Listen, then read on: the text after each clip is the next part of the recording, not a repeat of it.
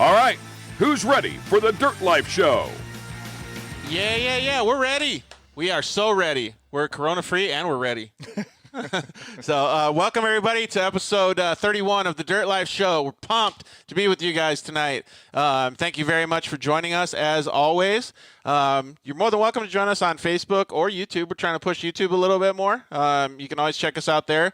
And obviously on social media, you can check us out anytime you want at The Dirt Life Show. And if you search for The Dirt Life Show on YouTube, you can find us there. The Dirt Life Show on Facebook, you can also find us there.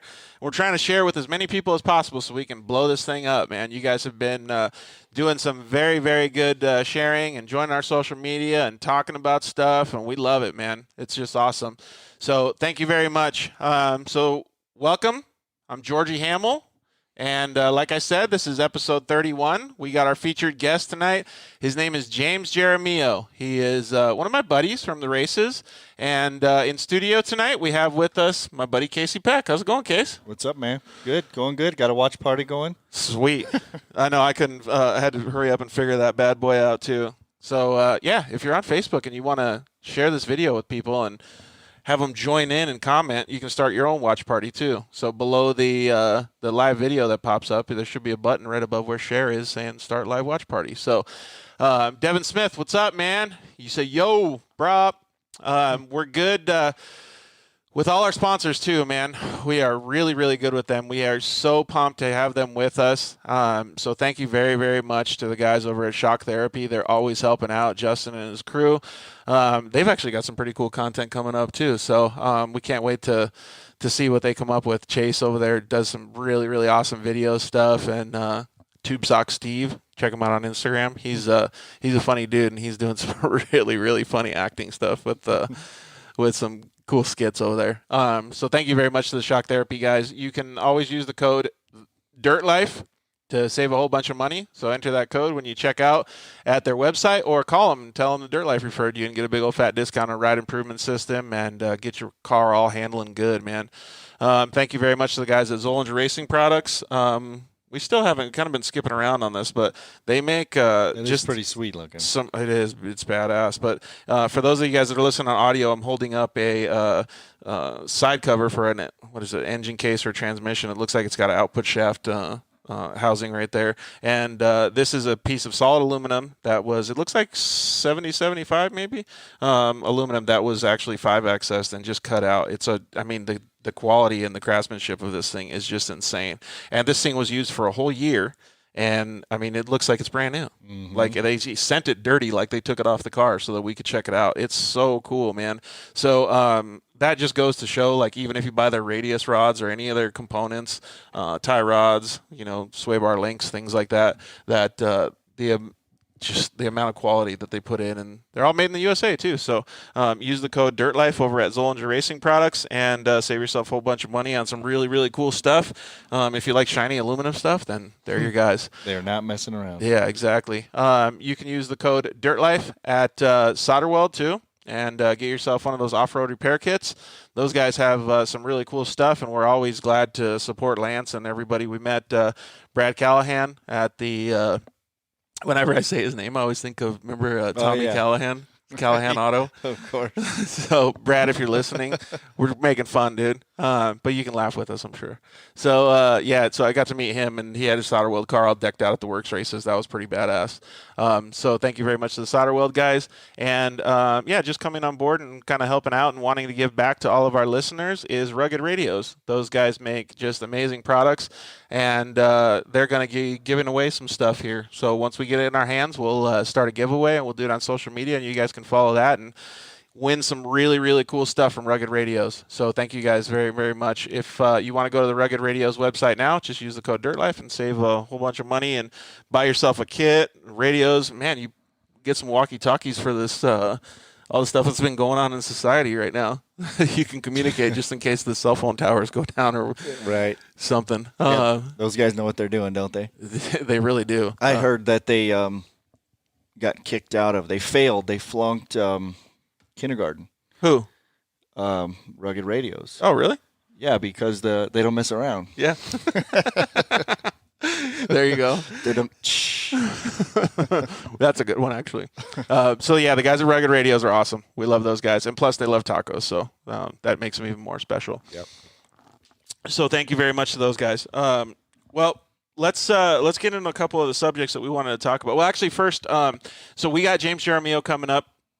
Shelby Anderson's going to call in just a little bit, and Jessy Nelson's going to be the first one to call in. But Jesse's going to talk about the works racing stuff with us that we went and did this past weekend, kind of give his point of view on it. Man, he drove awesome at the works races. Shelby Anderson is a fantastic person in general. She's just an amazing young woman, and she's going to call in and talk a little bit, give us a little bit of info on James. She's good friends with James, so it'll be cool to talk to her and get a second person's perspective of a awesome, positive dude. So let's get into the first topic that the only topic that I wanted to talk about today. And, with just everything that's been going on with society, it doesn't seem like this, what is the technical term, COVID-19? I hate that because 19 is my number. I was thinking that. Really, like they could have did like COVID-18.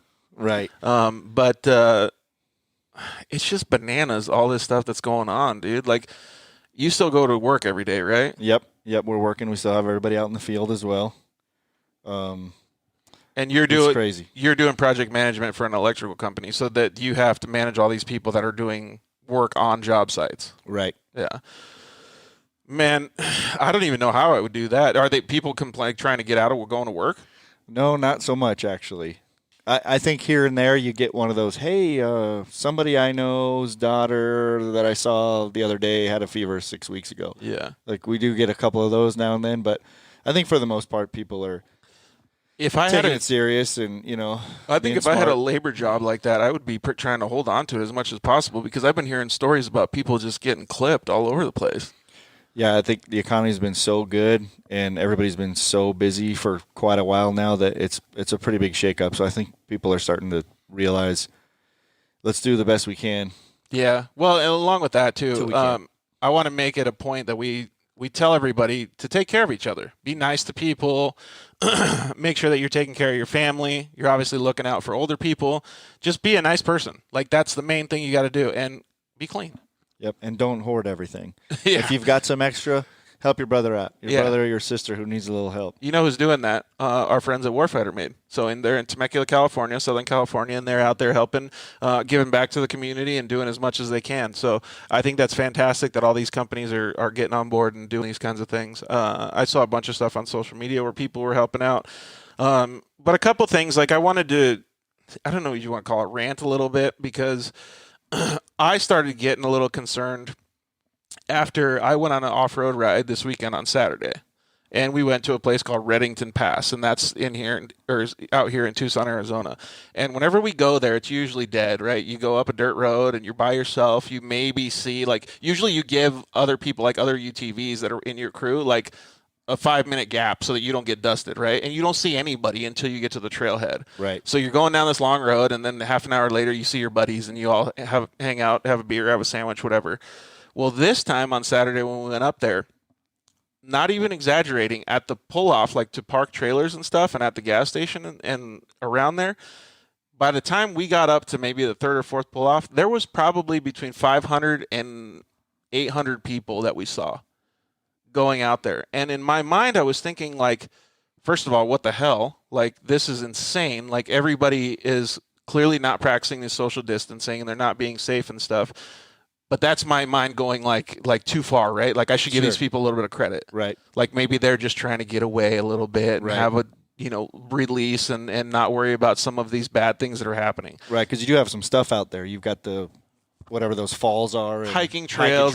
And so maybe that's what's going on. But exactly. So let's give them a little bit of credit. But then I'm thinking to myself, like, okay, maybe these people aren't doing what they're supposed to be doing. So I don't really think about it too much for the rest of the day. Like, there was a little bit of crazy stuff that happened, but we're coming back, and on our way back, you can see that 70% of these people have partied all day because they're all hanging out. Oh, no. There's people that are half naked. There's people that are jumping up and down, walking in the middle of the dirt road. Like, so all these people are just getting loose all day, right?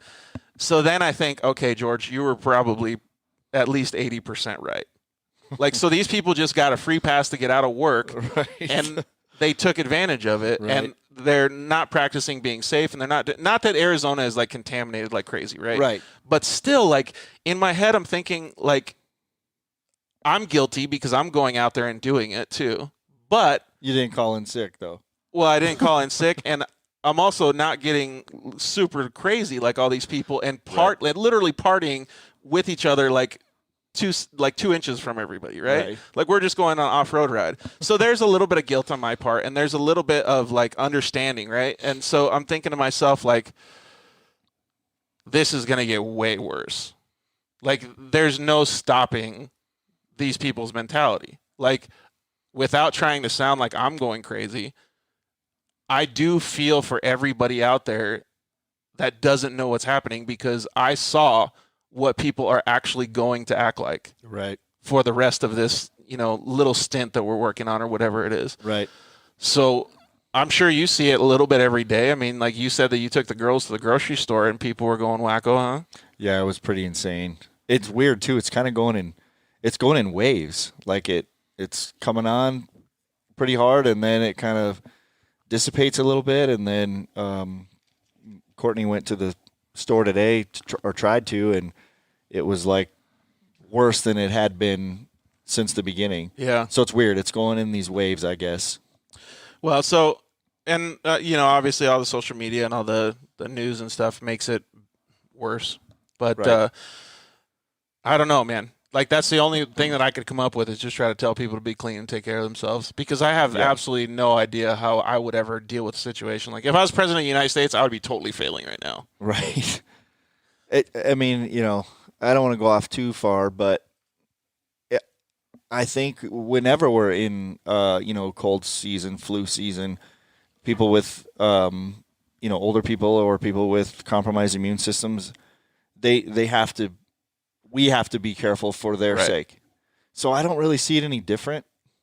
I mean, okay, yeah, it could get crazy and whatever. I'm not trying to downplay. I mean, we need to be smart, but it's crazy that you have to like say that. Like, hey, why aren't you washing your hands? Yeah, like, why didn't it just happen in society before? Like when you're a little kid, right? Your mom was beating you up about washing your hands. It's like, how do you forget that stuff? Just wash your hands. Yeah, exactly. And be smart. Give people their distance, even if there's nothing to worry about.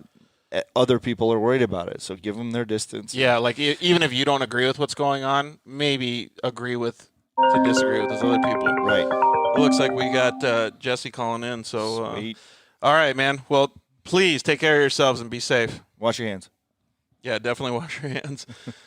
All right, we got Jessy Nelson on the line. What's up, Jess? Hang on one sec, bud. Got to get you on the audio system here. Jessy Nelson on the line. What's up, bud? Sweet. What's up? Not a whole lot, guys. Just popped open a frosty Corona beer. Perfect. making sure that you keep it real. Anyone want to? Oh yeah. Anybody want to quarantine and chill? Quarantine and chill. Dude, that's so rad. Yeah, I'll be right over, dude. Except for California has everybody on lockdown, don't they? Yeah. Are we on lockdown, Emily? Yeah, we're pretty much on lockdown. I don't really want to go anywhere anyways at the moment, so I'm not too worried about it. Are things pretty gnarly out there? Like, is people going crazy? It was kind of wild at first. With people like trying to get toilet paper. I think they thought that the coronavirus gave them like severe diarrhea or something. I don't know. I don't get Everybody that was either. panicking over toilet paper. Yeah, toilet paper was like the biggest thing. I'm like, I don't know. I probably would have, if I was thinking more long term, I probably just wouldn't bought a bidet or something. Just use the garden hose. Yeah, just out there, just garden hose, hop in the shower, man. I don't know. Get a microfiber and wash that thing. I know. I'm with you. I'm in the same boat. I'm like, okay, so if you're sick, you're probably not eating, which means you probably don't have to go to the bathroom. What's going on with all this toilet paper? So to go along with I don't know if you heard us talking before, Jesse, but like there was people just getting fully loose, partying up in the hills, and we went on an off-road ride this past weekend. And I was thinking, okay, now I know why everybody bought toilet paper, because they're going to be hungover and have the shits the next day because they're out partying, not this fucking virus. Oh yeah, beer shits will get you.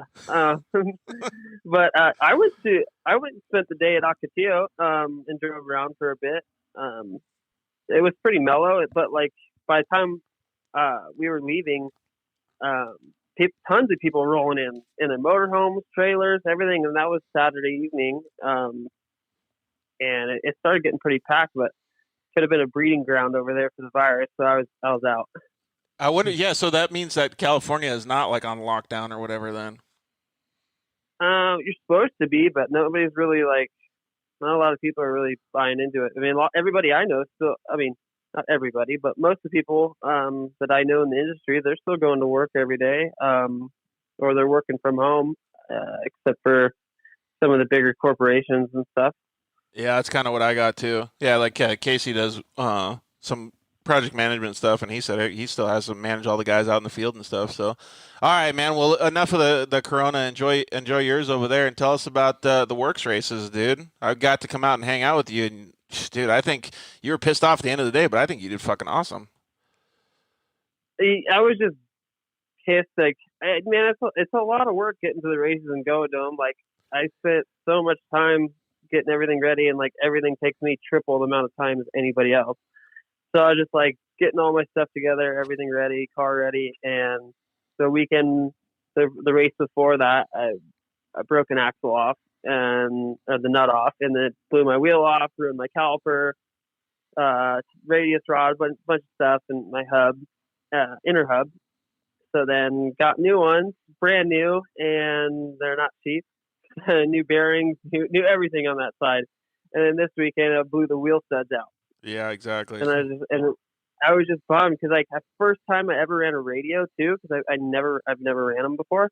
So I never really knew where I was, and I had Mike Emerson on the line with me, and I just had earbuds for a phone, but they didn't have a microphone for like a speaker or for talking into. So I was just hearing what he had to say, and he's like, "Oh, you're in the third now." And I started fourth row, so I was like, okay, I'm feeling pretty good. Like maybe I should back it down a little bit to save the car, so I don't break it, because I'd be stuck with a third. I mean, my second pro race, and I haven't raced that much, so I mean, I'm like, sweet, that'll be a good start. And then my buddy Elliot broke his razor broke, or his side by side broke in one of the lines, so I had to go around him, and it like kind of held me up for a little bit, because like I wasn't sure like where to go, but they kind of funneled us off the track and then around him. And then he's like, all right, you just slip back to fourth. So I was like, all right, now I need to throw down a heater. So I started throwing down one heater, and then going up the hill, I just feel the whole car like slide over to the left, and I'm like, you gotta be fucking kidding me again. So I was just, I don't know, it was just like one of those things where I'm like, man, so much effort and it's just gone. Like that's one thing. I love the work races and everything about it, but like I think it'd be a lot cooler if maybe we ran like 2 40-minute motos instead of 55.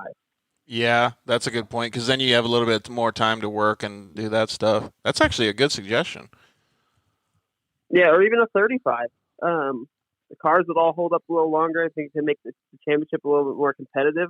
As far as just like, there's some guys out there that kind of, it's smart. They kind of take like the Dungey route a little bit, and they kind of cruise. They're like, oh, I just cruise and I'll settle for fifth all year long, and then I'll throw down at a couple of ones where I know the cars will handle it a lot better. And I'm like, well, what's the like?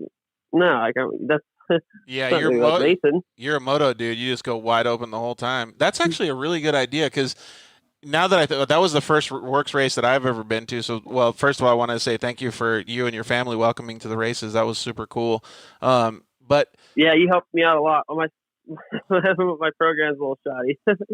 Dude, I think you're doing a fantastic job, man. You got some pretty good support mechanisms too there with your family and with all the people on board. So I'm happy to help you anytime I can. But your suggestion was like do like let's just say 2 30-minute motos just for ease of talk. I think that's actually pretty cool, because when we were watching, by the 20-minute or so mark, everybody was pretty much solid. Like as long as you could last for the rest of the moto, that's where you were going to finish.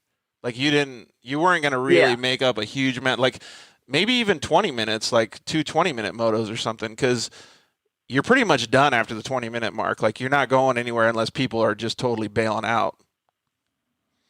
Yeah, exactly. And then it would also, like, for the longer races, like, we're going to drive all the way. Well, I don't know about now, but we're going to drive all the way to Oregon. Well, some guys that live up there or that area, but for the SoCal guys and the guys in Arizona, or like, the crew coming from Texas and those guys, like, they're going all that way for one moto. Dude, yeah, that's crazy. Good point. Say they break on the first lap, like, they just wasted so much time, so much money, so much effort, and it's going to make people not want to do it as much, I feel like. Yeah, or if they smoke their car in practice. That's how I was.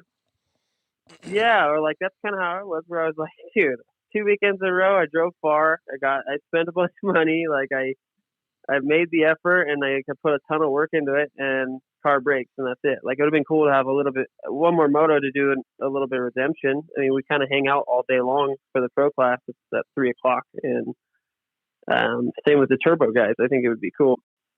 Yeah, it would. Well, maybe you should suggest that to the works guys. I know that they're doing pretty well in all the stuff that they have going on. Like, I know that they get a big turnout, so it might be kind of cool to have them hear suggestions like that, especially with the amount of people that actually do break down. Well, I thought you did. I thought you did awesome, dude. Like, I remember I told Casey when I came back from the races, like, when I was watching you, it was like watching a whole different type of driver watching you out there, because you were timing little braking bumps into corners, like rhythming through it, and you can see, like, you had given me some GoPro and I did some video of you, and you can see when you touch the throttle, which is on your steering wheel, like, you do it like a dirt bike, like, and you like jump over little tiny bumps and stuff. Like, the rhythm and the sense of driving skill that you have, dude, is like, I don't think very many people in the side-by-side world have seen that. I like to think I have some skill. I tried my hardest. It's and I think sometimes too, a lot of guys will, which I've kind of been experimenting lately. Like, when it gets really rutted out, is when you come into some of those corners and people are so hard on the throttle into it, and then brake and then throttle again, it upsets the chassis so much. Dude, that sometimes time. You kind of like. You almost need to find like that, like, sometimes I'll blip it a little bit here and there to make that, like, roll not as harsh, where it's not like so much brake, so much throttle. It's kind of like I don't know, kind of like centers the chassis a little bit. So I don't know. The RS1 is definitely like a little bit more twitchy car, or a little hippie-ish, because I think it's the wheelbase of it too, or whatnot. Because like I could get my Turbo S and I could go blast any corner like pretty hard, and not have to really worry about it, because the stance of it and the wheelbase, everything's so good. It's just a different type of driving, which I never spend much time in that RS1 unless I'm racing, because I try to keep time off it, but I need to.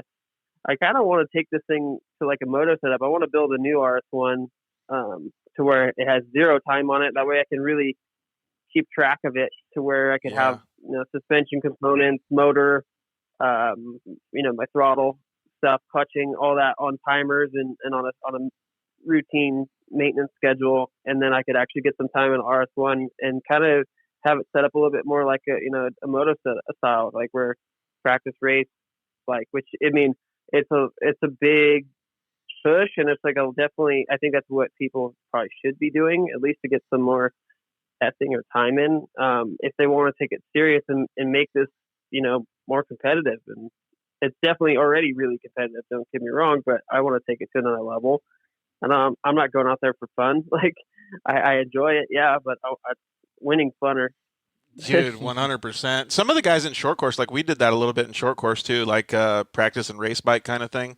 So we had a little bit of that, but our race cars never got used unless we were at the track. Like, they were always taken apart and put all the way back together. Like, you said it takes you a long time. It would take me a long time to work on the cars too, but after every race, we would take the car down to almost chassis and put it all the way back together. Like, it was a fucking pain in the ass, man. It's so much work. Just like the guys on your Troy Lee team, when you were riding for them, like, they take the whole bike apart and put it all back together and clean everything. And that's the amount of work that I would try to do if I had enough time.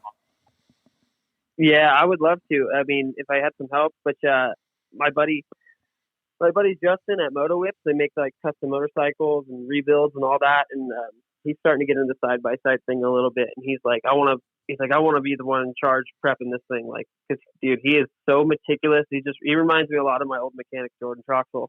And they would have every single bolt off of that motorcycle, like not exaggerating, every single thing from the wiring harness to we get new motors every round. So that's a little bit different budget program. And, I mean, can it be like that one day? Maybe. But I want to make a really big push for it. And I want to have like everything, spare motor on ready to go if we need it. Alternate those motors and, go through them, freshen them up, like to where if we're going to go there and we're going to get fifth, at least we're going to finish. Yeah, exactly. That's pretty close to the program. That's pretty close to the program that we were running. Like it was a pain in the ass, though. I tell you that. If you got that guy that can help out with that moto whips, man, I know those guys do fantastic stuff. Oh yeah, and he's super into it. And he was looking at my car and kind of seeing everything, kind of eyeballing it like you were. He's like, dude, what are you doing? He's like, what is this? So I'm like, hey, it gets the job done for me, and I'm doing the best I can. But like, I think, and having an extra car set up, and there's a bunch of things that I could change to make my driving a lot better. I think, like we mentioned before, like a steering quickener. Like Miller Brothers are like, how are you racing without a steering quickener? They're like, how? It seems impossible with the setup you have. And then a little bit different brake system. I want to get you a little bit better, like a more secure cockpit, and like just get you a little bit more comfortable too. I think it'd be so awesome, man. I can't wait to see where your program goes. Yeah, or like even being able to see out of the car. Like I took the pad out of my wheelchair just so I could see over some of those lips or like the hills I was coming up to, because I didn't have very good vision. If you look at some of the photos from the weekend, like I'll send you some, George, but like you can just see like the top of my head, like my visor, like barely peeking over. So like there's some things I definitely want to change and work on, and I think we'll have time with this, the whole Corona thing, COVID-19. So is Blythe going to be good, or is it canceled? I think it's canceled. I just got an email. I was looking at it right before I was and like, I'm going to guess it is. I think everything's going to be on hold right now. But yeah, there's a lot of things I think I could do and try to get a run at this thing and just see what I can do. That'd be cool. All right. Sounds like you need some phone books, Jess. All right. Well, before we hang up, we got Shelby Anderson calling in just a second here, so I got to let you go. But I definitely want to take we call it the donkey, but I want to take my seat pad, my custom seat pad that's got like leg supports and stuff in it. So next works race that I come visit you, I'll bring it and you can try it out, dude. It's like game changer style.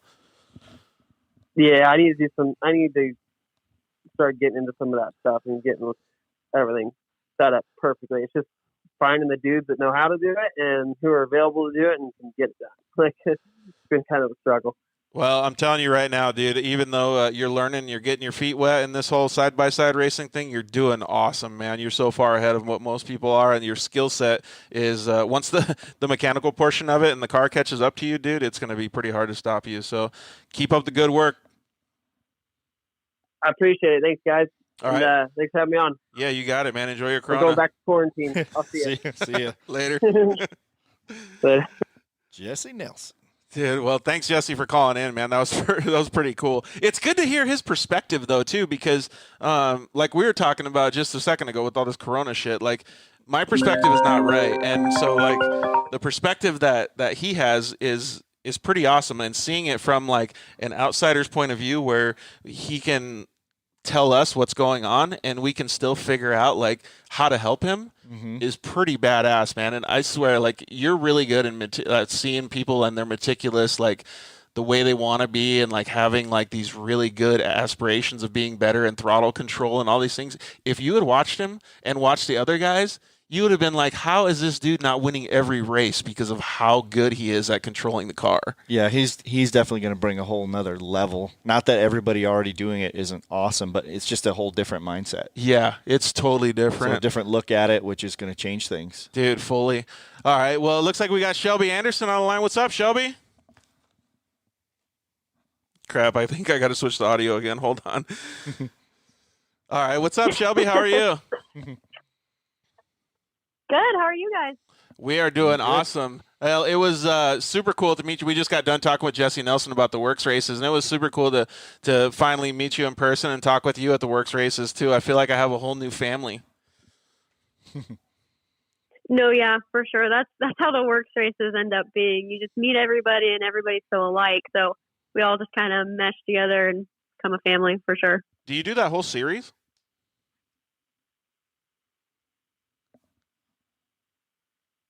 Are you still there, Shelby? Oh, yep, I'm here. Do you do that whole series? Yes, I do the whole series, and haven't had the best luck this past year. So we're hoping to change some things and kind of grow with it to move up to the turbo class next year. So see what happens. I have a good feeling about my car, so we're getting there. With all this coronavirus stuff, I've got plenty of time to pull it together, so should be coming in swinging. Yeah, all this Corona stuff. Jessy was drinking a Corona right now too. That was pretty awesome. Well, thank you very much for calling us and chiming in. I want to have you on the show one of these days, so maybe we can schedule you maybe late April, early May. That'd be pretty fun. Yeah, thanks for having me for sure. I'd be down to do it. Obviously, I love what you do, and it's awesome to see how strong you are and how you've grown throughout everything you've been through. And I know you're an inspiration to a bunch of people. So to have me on your show would be awesome too, for sure. Dang, I appreciate that. Those are some awesome words. But we're not here to talk about me. We're here to talk about your buddy, James Jaramillo, who is an inspiration to myself, Casey, who's sitting here next to me in the studio, and a whole bunch of people. So how did you end up meeting James? So it's actually a great story how we met James. We had a mutual friend. His name is Larry Jobe. Used to race Lucas, actually, and all that kind of stuff back in the day. And we ended up, actually, we were at Havasu is when I met him. And Larry called up my dad and said, hey, I have a friend of mine that's coming out to the race, and he needs some help. He's going out by himself, and do you mind if he pits with you? And my dad, of course, says, yeah, for sure. Just tell him where we're at and give him my number and have him call me when he gets there. So James calls my dad, says he's here. My dad said, okay, we're at the Walker trailer. I'm walking out right now to get you. And so James drives in, and my dad goes, is that a wheelchair in the back of his truck? I was like, oh, dang. Yeah. We had no idea that James was paralyzed at all. And so we're like, oh, he's in a wheelchair. And then he rolled up and he had his hand controls on his truck. And we're like, what? Who is this guy? Where'd he come from? How is this guy racing right now? That's and we awesome. saw the chair. He had the crane lift his chair out, and he's like, yeah, can you drive my car out? I met the guy for like 3 seconds. He goes, yeah, can you back my car out? I get in his car, and I'm like, how does this thing work? It is insane. If anybody on the show has a chance to look at the inside of his car or go to his page and look at the inside of his car, it's insane how James does what he does with what he has. Dude, insane, it really is. I was even telling Casey some of the stuff that like James has showed me, and I'll save it for later. But when I saw it, I was the same as you, and I went through the setup like being a paralyzed guy myself. I went through and like customized my own thing, and when I saw his, I was like, dude, like mine is nothing like compared to how awesome he is.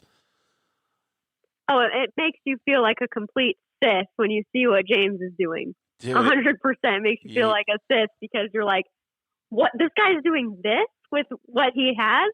And James will get more into his story, so I won't ruin it for the viewers, but it's insane when you hear his story and what he has to work with, and he does it, and he does a great job at it. So ever since Havasu, about 4 or 5 years ago now, we've been really close. We've tried to support James as much as we can, get him going and giving him some driving tips and some race car prep tips, and he's been doing awesome. It's awesome to see how far he's come, and just everybody he has behind him. I know he can't do it without him. So we're lucky to have James in our life. So absolutely. I know. Like every time I talk to him, and I was telling Casey about this too, like I get so pumped up. Like I went into his pits, like I think once or twice in 2018. And I went over there and I was like, dude, I really, really need to do better today because otherwise he's gonna get out there, he's gonna wax me, he's gonna make me feel like crap. Like he's just like such a good dude, and you like walk out of his pits and you just want to be like the best racer possible. It's so sweet. Oh yeah, he motivates everyone I believe he comes in contact with. And then it's funny because now people are starting to complain about how his controls are, that he has an advantage. And I'm like, dude, I know you said this on your show with Justin. I'm like, dude, what kind of advantage do you think you have? You can use both of your legs. Yeah, totally. How is there any advantage here? What a compliment to him, though, right? What a compliment. Because like I said before, racers are racers. They're always going to complain about everything. So that's good, right? He's doing the right thing. Exactly. Yep. It's exactly like you said in your show with Justin. Like it should be a huge compliment more than anything, because these guys are actually worried about you, and with what you're working with, you're scaring them. So I wish we could like catch it on video, like when people come up like and say that or whatever. Like, and even like I would when I got protested by I won't name their names, but at the Lucas series for having a hand clutch and stuff like that, and I was sitting there like to myself, I was like, well, if I could only have this on YouTube to show what a pussy this person is for calling me out like that, this would be the most amazing thing. Reality TV. Yeah. Exactly. Oh, I love that's that. just kind of a racer thing. Never, at least you know you're being treated just like another racer would. Exactly. There's no differences there. A racer's a racer. That's what I think we've always tried to like say and do and kind of show, is that it doesn't matter like how you are outside of the car. It applies to like girls. It applies to all you guys that like in chairs. It doesn't matter. As soon as you put a helmet on, everybody's the same and everybody's treated the same. And that's almost what a cool part about it is that whatever about you or who you are doesn't define you as soon as you put a helmet on. Totally. Dude, that's a crazy thing to say. Like, that's awesome. Yeah, that really makes a big difference. That actually means a lot to me that you just said that too, because that's kind of the way I felt when I was in the race car too. And even when I would battle against James too, I was like, man, this is so cool. Like, I would be happy pulling off the track right now after him and I just went through these couple corners right next to each other. Right. It's just, that's what I think is the best thing about this sport is, yeah, you might have the people that go and protest and complain, but at least you're being treated just like everyone else is. Mm-hmm. Do you have any funny stories about James? Oh, funny stories about James. We have so many stories. Does he like anything like tacos or anything? So we actually have this place in Riverside, and it is called Anchos. And you can ask James about Anchos, and I guarantee you he will just say, oh, yeah, that place is just awesome. And that's just our Mexican place in Riverside. And every time he's out here, we go to it, and it's the best. It's the best Mexican place that anybody's ever been. Best homemade tortillas. It's awesome. Dude, so we always, that's like our tradition. All right, next time, because I was just in Temecula like a month ago. Next time I come, we're definitely doing Anchos for sure. We'll have a whole party, and we'll all go. Yes, tell me next time you are out here and we will go. My family, us, everyone is always down for Anchos. You bring it up. We've actually brought Justin and his dad there. Everybody knows Anchos out here. So dude, now I'm anytime all pumped up. you're Sounds out here. Good. Dude, hopefully this Corona just like bypasses real quick so that I can come out there and we'll just have a show. We'll have the live Shelby Anderson show at Anchos. That'd be so cool. The whole Anderson family will show up if you announce that. So maybe we need to keep it quiet. Okay, gotcha. Well, I appreciate you calling in, and thank you very much for the kind words of James, too. And obviously, thank you for giving me some kind words, too. Can we throw a question at Shelby real quick? Yeah, do it. So we got, as the racer and the expert as well, we have a question about side-by-side races. Are there a lot of different tires that get used at a race, a single race? I think that's what he's asking. Came from Rory Biter, I think pronounce his name. Yep, Rory. Like company-wise or just one, like on a one race car, do you think? I think what he means is like, okay, so somebody who's looking from the outside in of the racing, I think he's asking, okay, if we go to the race, how many sets of tires do I have to have? Do I need like a whole trailer full, or am I good with a couple sets? Oh, and maybe different ones to choose from. Yeah. I don't know. Shelby probably does it different, but I think most of the time you can get away with like just having one set. Okay. Yeah, and it really depends. Like there's some races, obviously, like Havasu, where you get destroyed.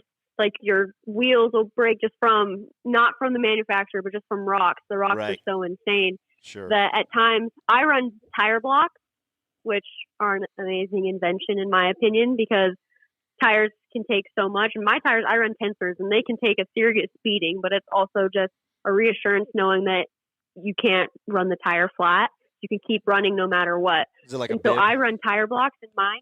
It's like a piece of foam kind of in there. Yeah, exactly. Okay, so we have that on the mountain bikes, and then way back in the day, there was always those moose bibs, remember, for the motorcycles? I don't know what that is. It's like if I'm not speaking out of turn here, I think it's like, if it's foam, it's like a dense, super dense kind of hard foam, so if it runs all the way down, you're still not smashing the rim against the rock. Is that what it is, Shelby? Yes. So it's like a really stiff foam, just like you said, and they're literal blocks that go around the wheel inside of the tire. And so when it runs flat, it does, like if you go and feel the tire, it doesn't feel flat. So it runs on those hard blocks, so it doesn't act like you have a flat at all. And if something punctures, let's say something punctures a sidewall, it'll stick out and hold air so it doesn't let the blocks fly out and everything. So it just plugs them basically. That for real is like the best invention ever. That sounds awesome. He chimed in and said he's wondering more about tread patterns. Oh, tread patterns. What's an amazing thing about different tracks is tire groovers. Yeah. And so I've learned to have that a lot. I know I run tensors, and I'm a huge fan of tensors. They're more of like a truck tire pattern. They don't have really deep knobbies, but GBCs, Dirt Commanders, they're almost like dirt bike tires. So they have a really thick knobby. So are you just? And I know a majority of racers run that now.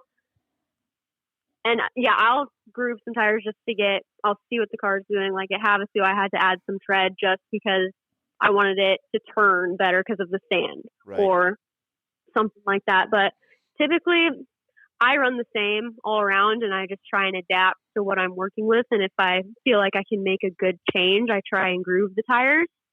But it's all driver preference and then the track also. So if he wants to message me or DM me if he has questions about specific places, I'll for sure help him out. But yeah, that's cool. So Rory, you can always hit up Shelby Anderson. She's definitely willing to help you out. But I think the main thing that I'm getting from what she's saying is that she's really obviously in tune with the vehicle, that she can be able to use a tire groover, which they're super cheap. You can get them for under $100, and you can groove any tire that you want. But I think she's probably going to stick with her main tire that she usually uses. It's probably 8 or 10 ply, and that's just for making sure that you don't have punctures. Or she obviously uses the foam on the inside tire blocks and stuff like that. So once you find a pretty good tire, I think you can kind of fine tune it from there. But she can always help you out, bud. Awesome. Yeah, depending on the terrain, I've tried a few different sets of tires, and I'm a big fan of the tensors. I moved this year to them, and I'm a huge fan. I feel like they work in a lot of different terrains, but it's been different because I always ran GBCs before. So it's a big change, but I'm a huge fan of the tensors, and I run a 30 by 15 right now of that tire, and it's been awesome. Yeah, I guess that brings up another point too, is you probably run the 30 so you have a little bit more clearance, but you can keep the suspension just a little bit lower so that you can have a little bit better handling. So the bigger tire might help a little bit too. Right. It helps get over stuff, and I can still have my car low, but I can have the clearance where I need it so the car doesn't want to lean over. Dude, so awesome. And Shelby actually has a lot of experience because she kicked my ass at the UTV World Championships, was it 2 years ago, and she won it. Awesome. Well, you can tell by the way she's talking about it. There's passion in her voice. She knows what she's talking about. Dude, awesome. So I have this memory of you. Yeah, thanks, Shelby, for giving the info to Rory. But I have this memory of you. So I think I ended up like somewhere. I started third row or something that year that you won, 2 or 3 years ago, whenever it was, and I had ended up catching up to, I think, right around maybe the top 5 or top 3, and then I tipped over on the infield, and my race was toast, and I'm like, okay, cool, like, I'm just going to finish it out, and I thought I was maybe going to finish in the top 20 or top 10 or something, and then I'm like 3/4 of the way done with the last lap, and I see you coming in my rearview mirror, and I'm like, damn it, like she's gonna get me, like so. And I'm in the Yamaha, so clearly I can't go that fast through the whoops, and you're just pinned through that big like commandment section or whatever it's called, and you caught me just in that section. Ground. Yeah, you caught me just in that section so quick. I was like, dude, I'm toast. I'm just gonna let her go, man. She's gonna waste me. Nice. That's the awesome thing about the razors. Like the Yamahas are a whole different animal with the shifting, but the razors always have that clearance. And so you can just see, I always am like, how are these guys driving Yamahas? Even in works, I'm like, how are these guys doing this in work? It would be so hard. And the razor, obviously my family's always been associated, and I've been factory for about 3 years now, but I'm just so attached, and like the cars are so awesome. Well, don't sell yourself short either. You're a kick-ass driver. So, all right, we're going to call James in just a little bit here, so we'll let you go, Shelby. But I definitely want to get you on the show in the next month or so here, so we look forward to talking to you again. Yeah, sounds good. Thanks for having me on. Have a good night. Stay safe. Thanks, Shelby. See ya. You too. Bye. Man, that was cool to talk to her. Definitely. I'm still a little bit mad that she wasted me at the UTV World Championship, but it was cool to see, though. Like I picture it. In fact, when you were saying it, looking in the mirror, I was picturing the Jaws music. And like, she's gonna get me.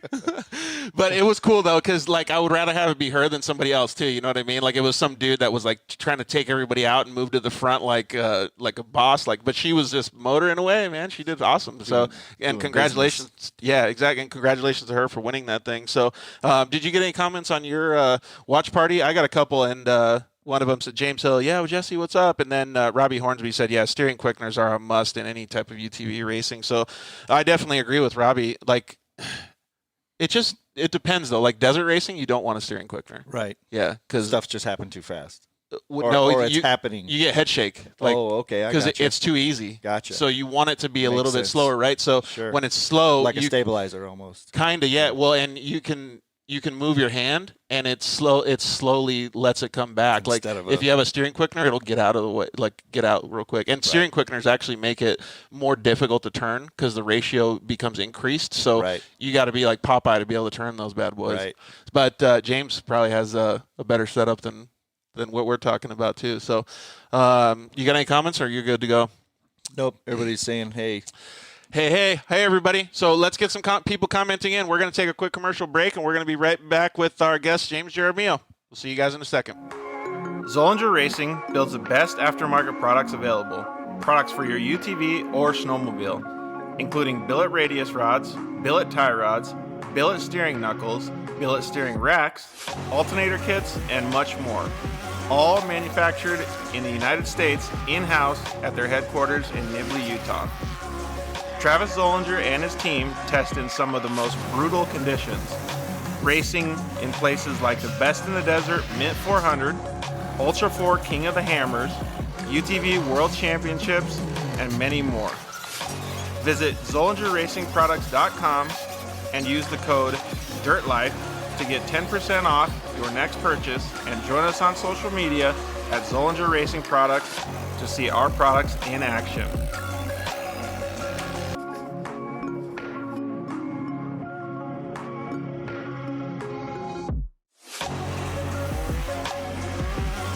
Zollinger Racing, the best products, period.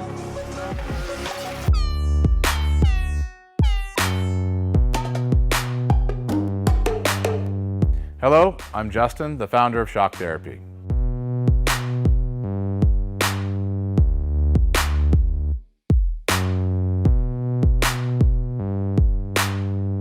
Shock Therapy has been around for 5 years, but we have personally been tuning suspension on off-road cars and race vehicles for over 25 years. We tune between 10 and 15 cars per day, every single day of the week. Our concentration is tuning shock systems and supplying components that improve the ride quality of your car in many ways. Not only do we work on the average UTV, but we also tune suspension for race teams and professional drivers.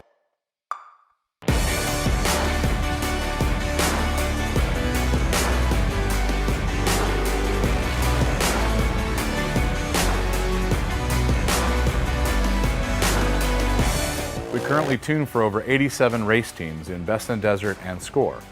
Our clients and race teams rely on our suspension components to allow them to win races and keep them safe. Suspension is a moving target, and we are always trying to hit that target with every customer that we work with. Each customer's needs can be different, and we tune our kits accordingly.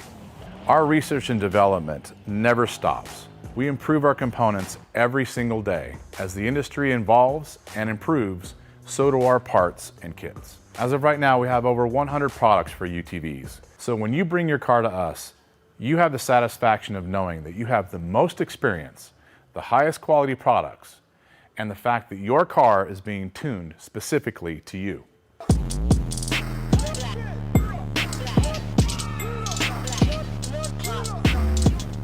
Yeah, finally, we got Lance from Solderweld in the studio. Thanks for coming down, bud. Hey, why don't we just record a commercial now? Yeah, why not? So good to be here, man. It's been a lot. I've been trying to get down here forever, and I wanted to talk about the off-road kit. Dude, I love those things. I got it in my pack. Yeah, we're running hundreds of vehicles now running them, whether it's a UTV or some guy's got it in a backpack on his motocross. He's got everything he needs to make a fix right there on the fly, out on the trail, or in the desert, whatever it is. Well, since I've already used one, I kind of know what to use it for, but explain what it does. All right, so let's pull one out real quick. You've got your aluminum rods. Remember, they're rods, right? So, light torch, small torch. You can throw it in there or throw it on the rig with your flux. It decontaminates and cleans like, let's say, a radiator. You get a random rock chip runs through as you're racing. You get a rock chip in a radiator. You got to fix it right there or you're out of the race. You can patch it up. It's all good to go. Yep, just like welding.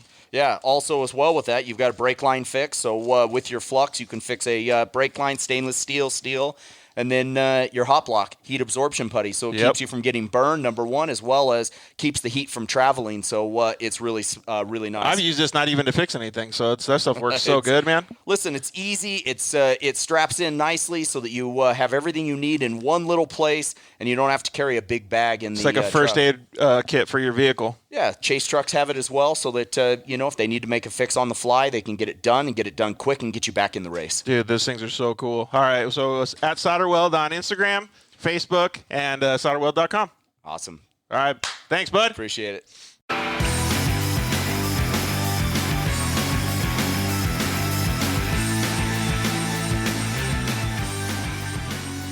Yeah, we're back. Thank you guys very much for tuning in to episode 31 of the Dirt Life Show.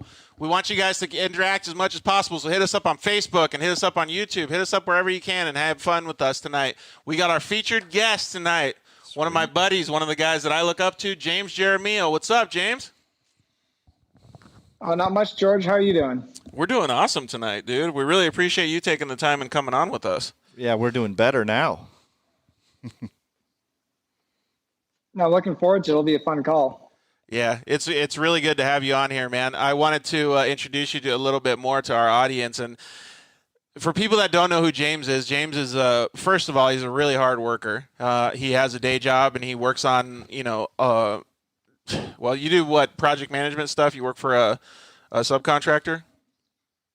Yeah, we're a concrete subcontractor, so we do a lot of land development work, just typical building foundations, curb, gutter, sidewalk, all the boring parts of the construction project. But it's what we do during the day, so we could try to get racing on the weekends. Yes, how you get to your extra spending money. But so James, not only does he work hard at that, he works really, really hard at his race program and his racecraft, and the concepts and the things that he comes up with in his mind for actually making it so that he can drive a car is phenomenal. Like it is. There's no other word that I can use for it, because most people don't have the ability to think that far ahead or think that far outside the box. So when I saw the stuff that he had in his car, I was just amazed, man. And to be able to have the wherewithal to be able to go through with like wanting to race like this, most people would just be like, no, I'm okay. Like, I don't need to do that. But he has the go to be able to do stuff like that, man. You got to appreciate it. Yep, that's awesome. So, yeah, James, man, where did you grow up, bud? So I grew up born and raised in Las Vegas. I went to college up in Utah just for about 4 or 5 years when I was 19 to probably 24 or so. And then I moved back and came back working in construction since. But yeah, born and raised in Las Vegas, and a little quick trip to Utah for college and came back here. What did you study in college? construction management. Oh, right on. And so what's the day job? So what's the day job for you now? Like what, you just manage a team? The day job. So we have quite a few crews going. So I'll just, originally, it's funny story. I got into construction because I knew my whole life I wanted to make sure to work with my hands and to work outside. And I had my spinal cord injury when I was 17. I was practicing for a motocross race out at a local motocross track called Sandy Valley. And that was the beginning of my senior year of high school that I got hurt. And I was trying to figure out what I would do for those first couple of years of college. Didn't really know what to do. Took a couple of businesses and accounting classes, and that just didn't seem like the direction I wanted to go. And I grew up, my dad had a landscape company, so I've spent a lot of time working with that over the summers. I knew that I wanted to stay, but that was just what was more interesting to me. And so I figured when I was in college, well, I looked at the construction management program, and it was the only thing that seems interesting that I could wake up and go do on a Monday versus go to a big office building. And the funny thing about that is being in the chair, I'm going to be able to get out on projects quite a bit more. And now I basically found myself at a desk behind a computer going through plans. But it's good. We have a good group of people that we work with. So I'll do more of the estimating, bidding the projects on the front end. And then now we have some more people to handle that. And then I'll do a little bit more of the manage the manpower and the financial side of things. So it's kind of plays with that problem solving part of your brain, but I'm not necessarily on the job side as much as I would like to, but I still get to use a little bit of that creativity. So I found a fun little spot that I've enjoyed. Yeah, that's pretty, you could probably relate to some of that stuff. Yeah, definitely. Especially in that takeoff part, right? Or the phase when you're looking at a project, how can we do this better than the other guy? And obviously when you're wired that way, keeps the mind going. I get it. I know the feeling where you're like, man, I don't want to be sitting at the desk going through all these papers, but you can turn it into the competition right there. Well, I get it. You and James have a lot more in common than you actually probably know, is because like you guys both have that mentality where you can think about how to do it better. Like James, so I don't know if you know Casey's story at all, but Casey raced Supercross and motocross and stuff with me. We grew up together, but after being an adult and stuff, he started racing RC cars, and he started working with a company called Horizon Hobby in Losi, and he actually developed an RC car, a little short course car, and it was better than the predecessors of it. So it's very much similar to the way that you think. Your guys' mindset is the same. Casey, you probably noticed what I've seen the last couple of years. The more involved that I've gotten in the racing, it kind of exercises the same part of your brain too. So it's fun. The racing and the work are going hand in hand in a way. Yeah, it totally does. And sometimes you would probably agree. Sometimes the hard part is you can't turn it off. Yeah, completely. Yep. So let's backtrack a little bit then. So you grew up in Las Vegas, and obviously you like riding dirt bikes. How did you get into that? Did your dad ride or something? So yeah, my dad rode a little bit when he was younger. He had a little YZ80. He always told us he had this. I mean, this is before all of our times. He had this purple YZ80 that he used to go ride in the desert, and it was something that we never really intended it to go the direction that it went with the racing and everything. It was more. I did some mountain biking years before that. We had a house to go ride four-wheelers at. And we just decided to do a little bit of the blend of the two. And he got a Kawasaki when I was probably 12, 13 years old. And he enjoyed doing it. And I ended up getting a little TTR 125 a little bit after that, just for us to have something to go do together on the weekends. And we both really enjoyed it. Had a group of friends that went. And then there's a local motocross track out in Las Vegas that I would go ride with some friends at. And it went from I'm sure we can all relate to this one. You go with the intention of starting dirt bike riding with the family in the desert on a Saturday morning. And before you know it, somehow you're at the motocross track, and then somehow you're signing up for a race. And then here we are. So that's the evolution that went to. So I'm not really from a racing family at all, but it's what I look back at. It was just a great way for all of us to spend time together. And all your money. Yeah, that too. Yeah, exactly. Yeah, that's actually the exact reason why we actually started the Dirt Life Show, is because how much it actually teaches you. So we just talked about you and Casey's mindset and how you guys are forward thinkers and stuff like that. But I can almost guarantee, and I can say this with all confidence in my life, if you didn't have the motocross growing up, you may not have the same mindset. Like I wouldn't even be close. Like I wouldn't know how to solve problems. I wouldn't know how to do any of these things. And when I went to college, it was actually easier because I was like, oh, well, I already know how to like do it the way that I want to do it. So I'll just do it that way. Mm-hmm. No, completely. And a little, I guess, funny in a twisted way about that is my mom, like most moms, are not motorcycle fans. Yep. And especially after the injury, definitely not a motorcycle fan.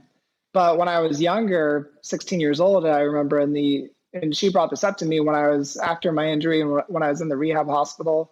George, you remember learning how to transfer out of your chair and just kind of learning all those details all over again, how much effort it was to learn how to brush your teeth, learn how to start to put some pants on and things like that. What she said that she noticed was it was that same mentality that I was learning how to transfer out of my wheelchair with that I would use to load up the motorcycle as a 16-year-old at 5:30 in the morning to go ride on a little sand track that I had to practice my turns. Dude, how cool is that? So awesome. So common. It's been with a lot of the guys that I've met through the car racing and everything over the years with the motorcycles and even through work that have that background. It's something that's different than even just a traditional sport, because I think you have to learn to do it yourself. No doubt. No one really has a schedule set for you. It's that whole thing. If you can't start it, you can't ride it. Like you have to figure it out like that. Dude, that's so cool to hear that story. Like, it makes me happy to hear that. Like, it puts a smile on my face because it makes me feel like the show is actually, like, for a reason, because that's exactly what we're trying to portray here on the show. Yeah, it also makes you feel a little better where you're like, okay, I'm not the only one. I'm not the only screwed up one, right? The messed up brain that has to do everything to the whatever Why level, am I overthinking every single little thing? Exactly. Because if I don't put a safety nut on that bolt, it's going to come out and da-da-da-da. Yeah. Well, that's pretty cool, man. And well, so let's I guess we'll just keep going on with what we're talking about now. Is you obviously started racing and doing all that stuff. It's probably one of the same common stories, like in my case and Justin and different people that we've interviewed. You started getting pretty good and going pretty fast on a motorcycle. Was your family still supportive that whole time? And then what happened when you got injured?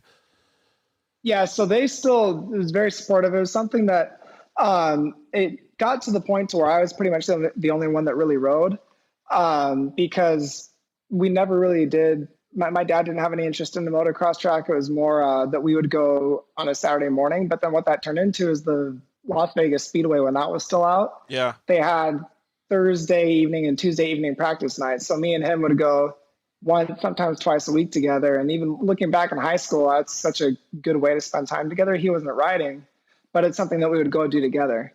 And then big time. They were still supportive even on the weekends when I'd have a little local race that we would do. I never did the like the amateur circuit or anything like that. The only things I did were just more the local, the little local Saturday races when those would come to town.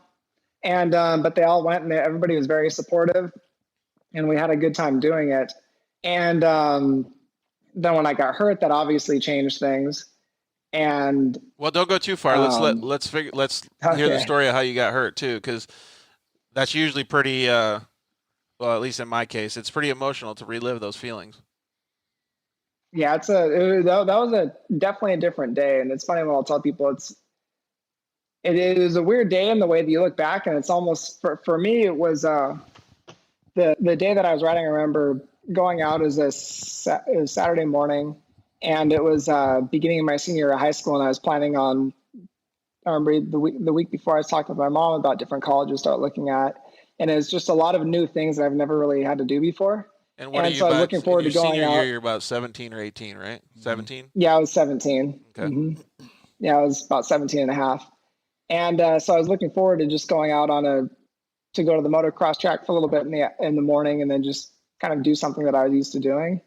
And it was, I mean, you really couldn't even write the script of it better. The day was perfect. The dirt was perfect. It was the area that it's at is pretty loamy. And I'm sure us and everybody listening to the show know exactly what we had. Rain for about a week straight. So you know exactly how perfect that chocolate day was. cake, with the deep, yeah, exactly, deeply ripped and everything. Yeah, we used to skip school sometimes for that. Yeah, dude, fully. Yeah. I definitely remember skipping school for days like that. And got a handful of good motos in. It was one of those days I for sure rode the best that I ever had, and I was on a new 125 I had for about a month. It was when that aluminum framed YZ first came out. And so it's like I finally got used to the new bike and everything. It was just a great day. And I remember telling a buddy of mine, I said, man, I'm riding so good today and the track's so perfect. I shouldn't go back out for one more, but I'm going to go back out for one more. And we all know that's the last thing we say. Yeah. And so I went out on my We actually had an agreement with our group. We would never say the words. Yeah. Like we might think it in our head, or might just like slowly get on the bike and go cruise out, but you'd never say it. Yeah, I had a friend that recently told me, he said, you say you're going to go out for two more, but you only do one. Yeah, there you go.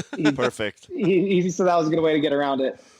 But so I remember I was getting ready to finish up the day, and then there was this probably a 60-foot triple step down jump that was out of the corner. And I landed a little sloppy on it, and I was like, I can't end the day on that note. I want to go back and do it for one more. And to do it perfect, it was about third pinned right around the outside of the corner to just, you downside it just perfect on the 125. And so I got off the track, and then I went and back around to go do the jump, and then decided to come back around in, and then I got set up on the inside of the corner. So I thought, okay, I could probably seat bounce it from the inside. And the track was wore out at the end of the day, and there was one of those square edge lips on the inside. And I remember when I hit that, the bike kind of got buck straight up in the air and a little bit sideways. And I was just too tired to bring it back straight. And so when I got kicked sideways in the air, I was thinking, oh no, this is not going to end well. And I could already feel my back getting scratched. Like I knew exactly how I was going to fall. It was going to be right to my shoulder and scratch up my back real bad. And I knew that was a big mistake. But then so when I got kicked sideways in the air and then it didn't bring it back straight, right when I landed, it was the tank slapper where it's just left, right, and ejects you. And when I hit the ground, I heard my helmet slap on the dirt. And I was rolling down the landing ramp, and I was like, gosh, that's so weird. This doesn't hurt. And then I remember laying there completely empty feeling and just real short of breath and just I didn't try to move because I knew that something was wrong. And I knew in driver's ed classes and everything, they said, if you're ever in a bad accident, don't try to move. So I didn't, but I felt completely empty, and it was real hard to breathe just because with the injury that I have, that C5 level spinal cord injury up in my neck, my diaphragm's real weak. So immediately my breathing was real slow. Luckily, there's an EMT that was right there. The ambulance is probably 2 corners away, and the flagger came down to help out. And I remember when they started to take my helmet off, I was nervous about them taking my helmet off, so the flagger was helping take my helmet off. He said, no, don't worry, I know what I'm doing. And he cradled my head really gently and then just slid it off and set it down. And I remember the EMT, when he came up, he started asking me some questions, and I was moving my mouth, but I couldn't really get any air out to respond.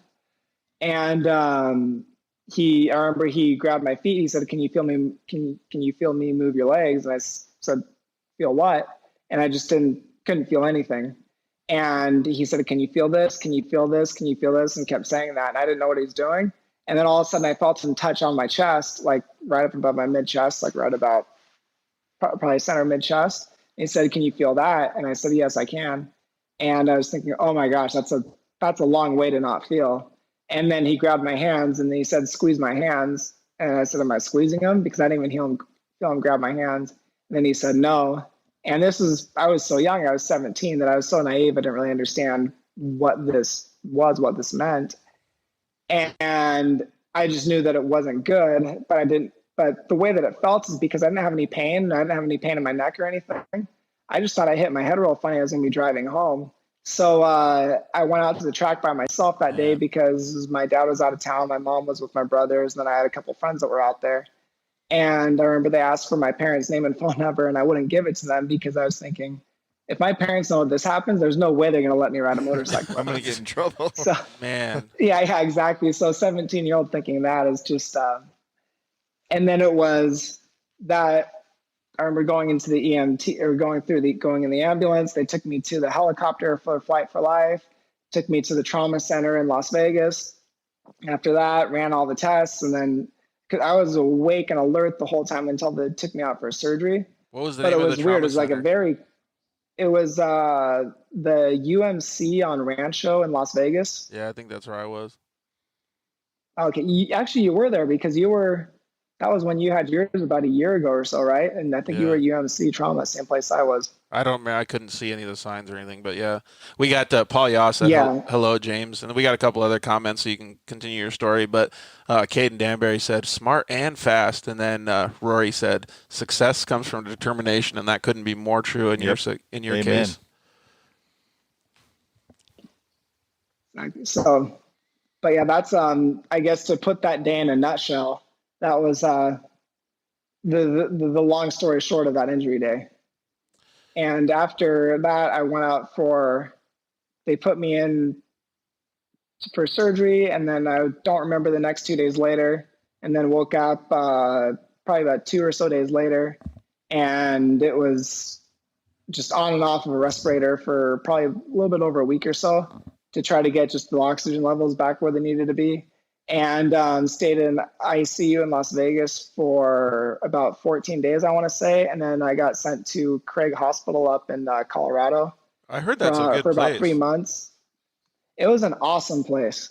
Looking back, just for the things that they taught me just for daily life. And the best part about it is I got real lucky in the way that we hit the timing just right. I was 17, and there was a group of about 9 of us. The oldest one was 21. And it was like a little frat house for 3 months. It was the group of guys were great that I was with. And I thought that helped out a lot just for all of us to kind of go through it together. It was a group of young guys that we would all be hanging out. Our personalities all matched up, that we would just be friends anyways. And for that time and for those next couple of years after the injury, that was a really good support group to have. Dude, yeah, that's like a huge difference. Like I can see where he's saying that meant a lot to him, because that's a big time thing to have. Like, just think about, like, if you're in the hospital and you don't have any coming to visit you, or you're alone, or there's like days when you don't have anything to focus on, it can really play with your mind, dude. Yeah, you can start to self-destruct for sure. Yeah, so that's really good that he had those support mechanisms, even if it was something just funny or fun, like, super cool. Well, when you went through all that stuff, did you also have the support mechanism of your family as well? They were awesome. My mom came with me to Colorado. I had 2 younger brothers. My brothers are about 3 and 5 years younger than me. So I was 17. So they were probably 12 and 14 or 15 at the time. And my mom ended up moving up to Colorado with me to stay with me for those next 3 months. And my dad stayed back in Las Vegas with my 2 brothers. And they would fly up every couple weekends to see me. And then we have a great group of family and friends out here in Las Vegas that just jumped in for anything and everything that was needed. So that was, looking back, it's one of those things when I was going through it, I was too young to appreciate it. But now looking back, that's what I would say is probably been the most beneficial thing for me, was having just real good friends and family throughout this whole process has made life 100 times better. Dude, I couldn't agree any more with those statements, man. Holy crap. That really hits home with me, dude. Well, I'm glad that you had all your friends and family there. Maybe we can fast forward or kind of do a Cliff's Notes when going through some of the recovery and stuff. So you still do it every day. I'm sure you stretch. I'm sure you do all kinds of different stuff on a daily basis to make yourself feel better. But what was the next, couple milestones that you were able to achieve during that process? So through that process, my first big one is my goal for anything and everything was to try to figure out some type of get back on a motorcycle, which I saw that kind of dwindling away as not as realistic, or some type of racing or some type of a car, because I tried to look away from the motorcycle and maybe think of something else to do. And that feeling of carrying the momentum through a corner, plus the mechanical side of it, plus the athletic side of it, it's such a perfect blend of everything that I love doing that I just couldn't, it wasn't going to go away. And so the long goal was eventually to be in a position. Now I almost wish I could just take a snapshot of my life and send it to my 17-year-old self and say it'll be all right. But the first big goal that I had was to just drive a daily driver vehicle again. And that was the big one, is to be able to drive a truck and not a minivan, because I could have done the power chair, drive the minivan, but that just wasn't.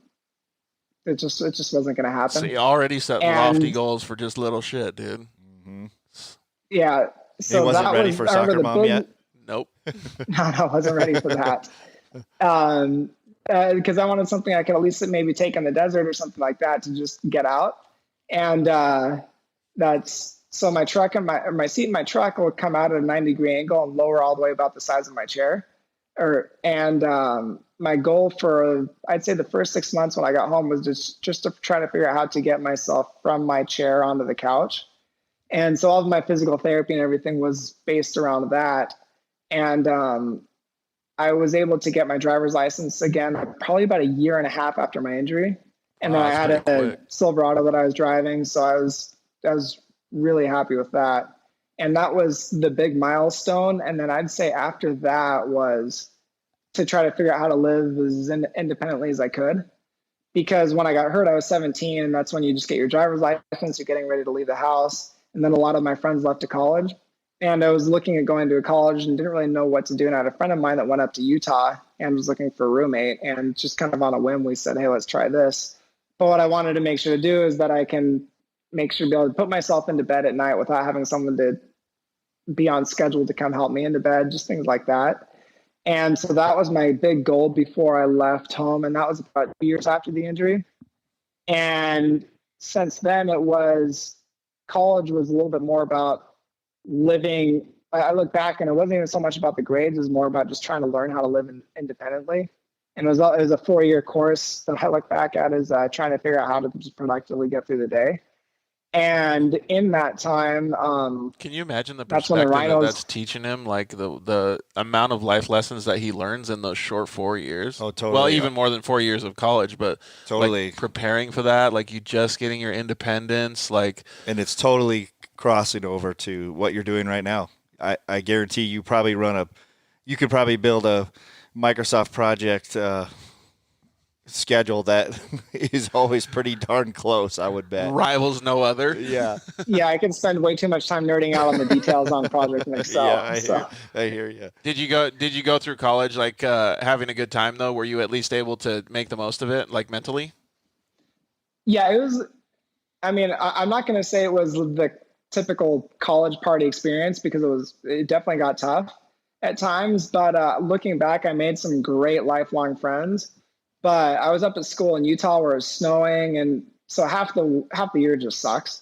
Because in trying to get the chair in the snow and everything, and being that cold is just difficult. So I didn't have the full typical college experience that you would think about. That was a hard part for me when I was there and seeing kind of what everybody else was doing and then what I wasn't able to do.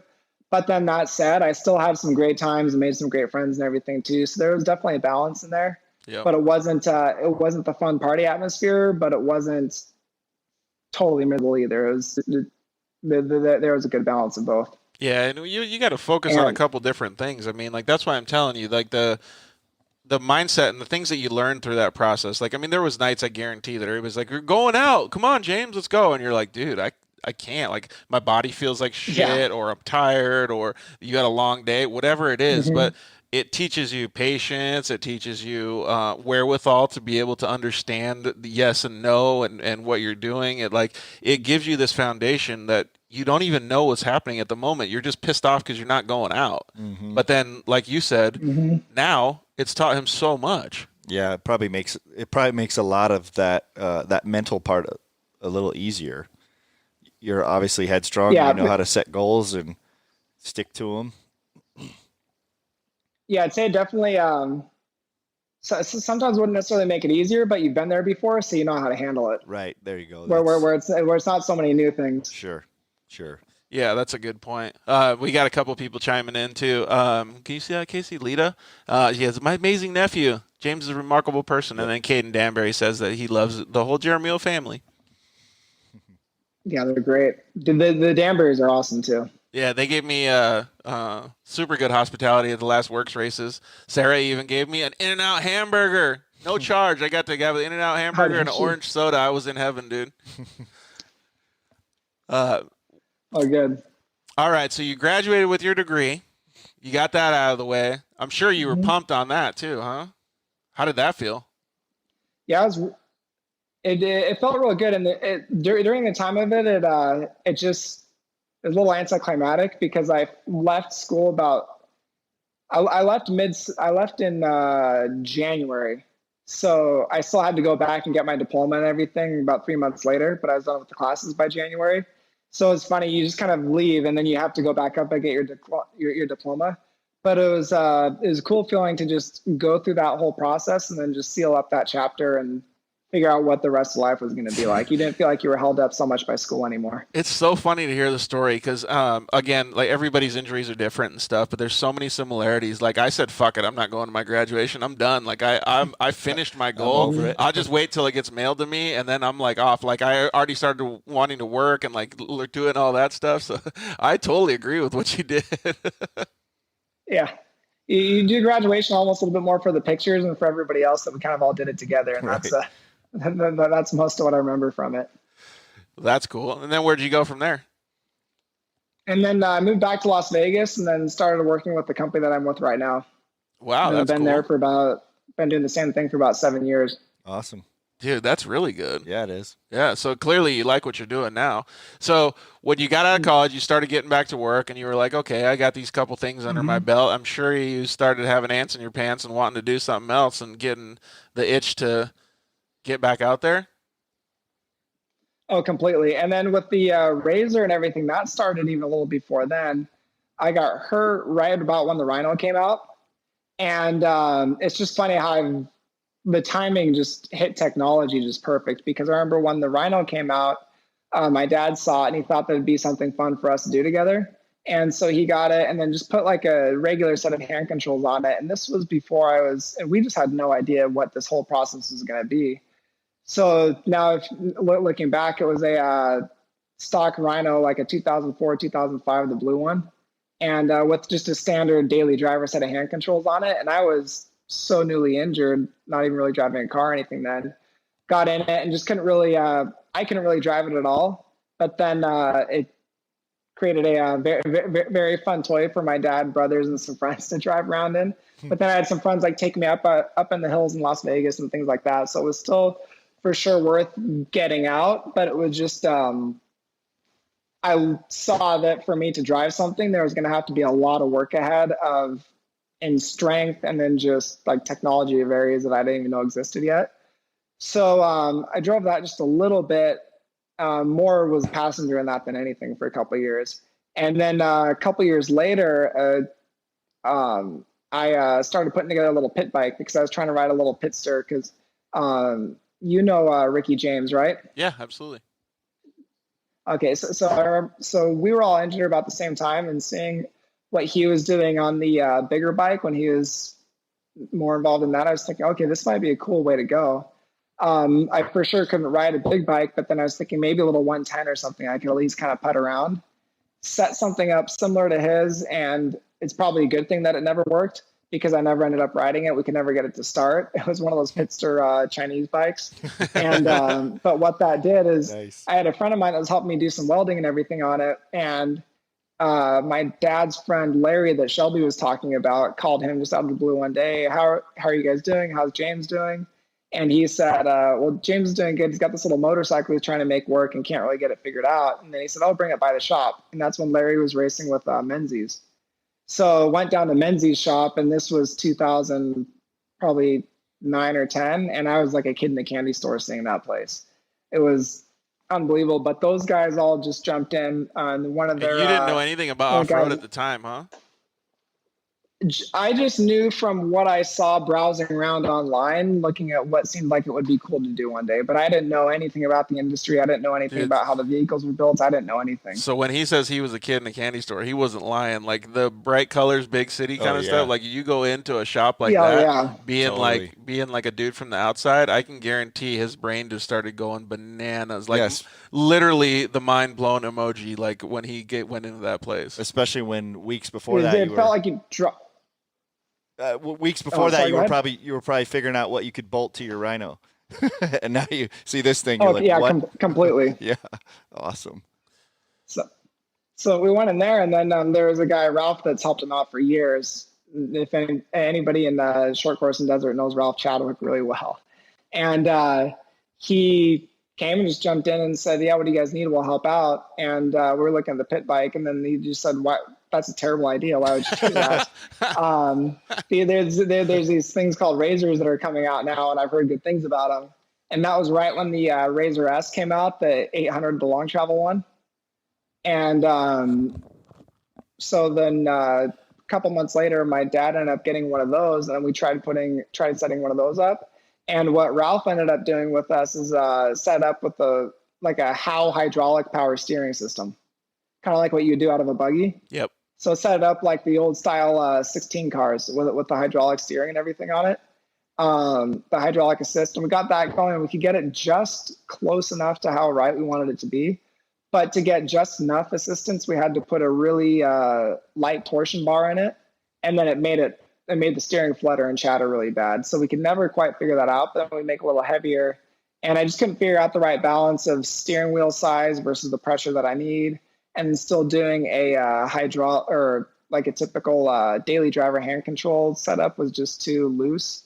There was too much free play in it.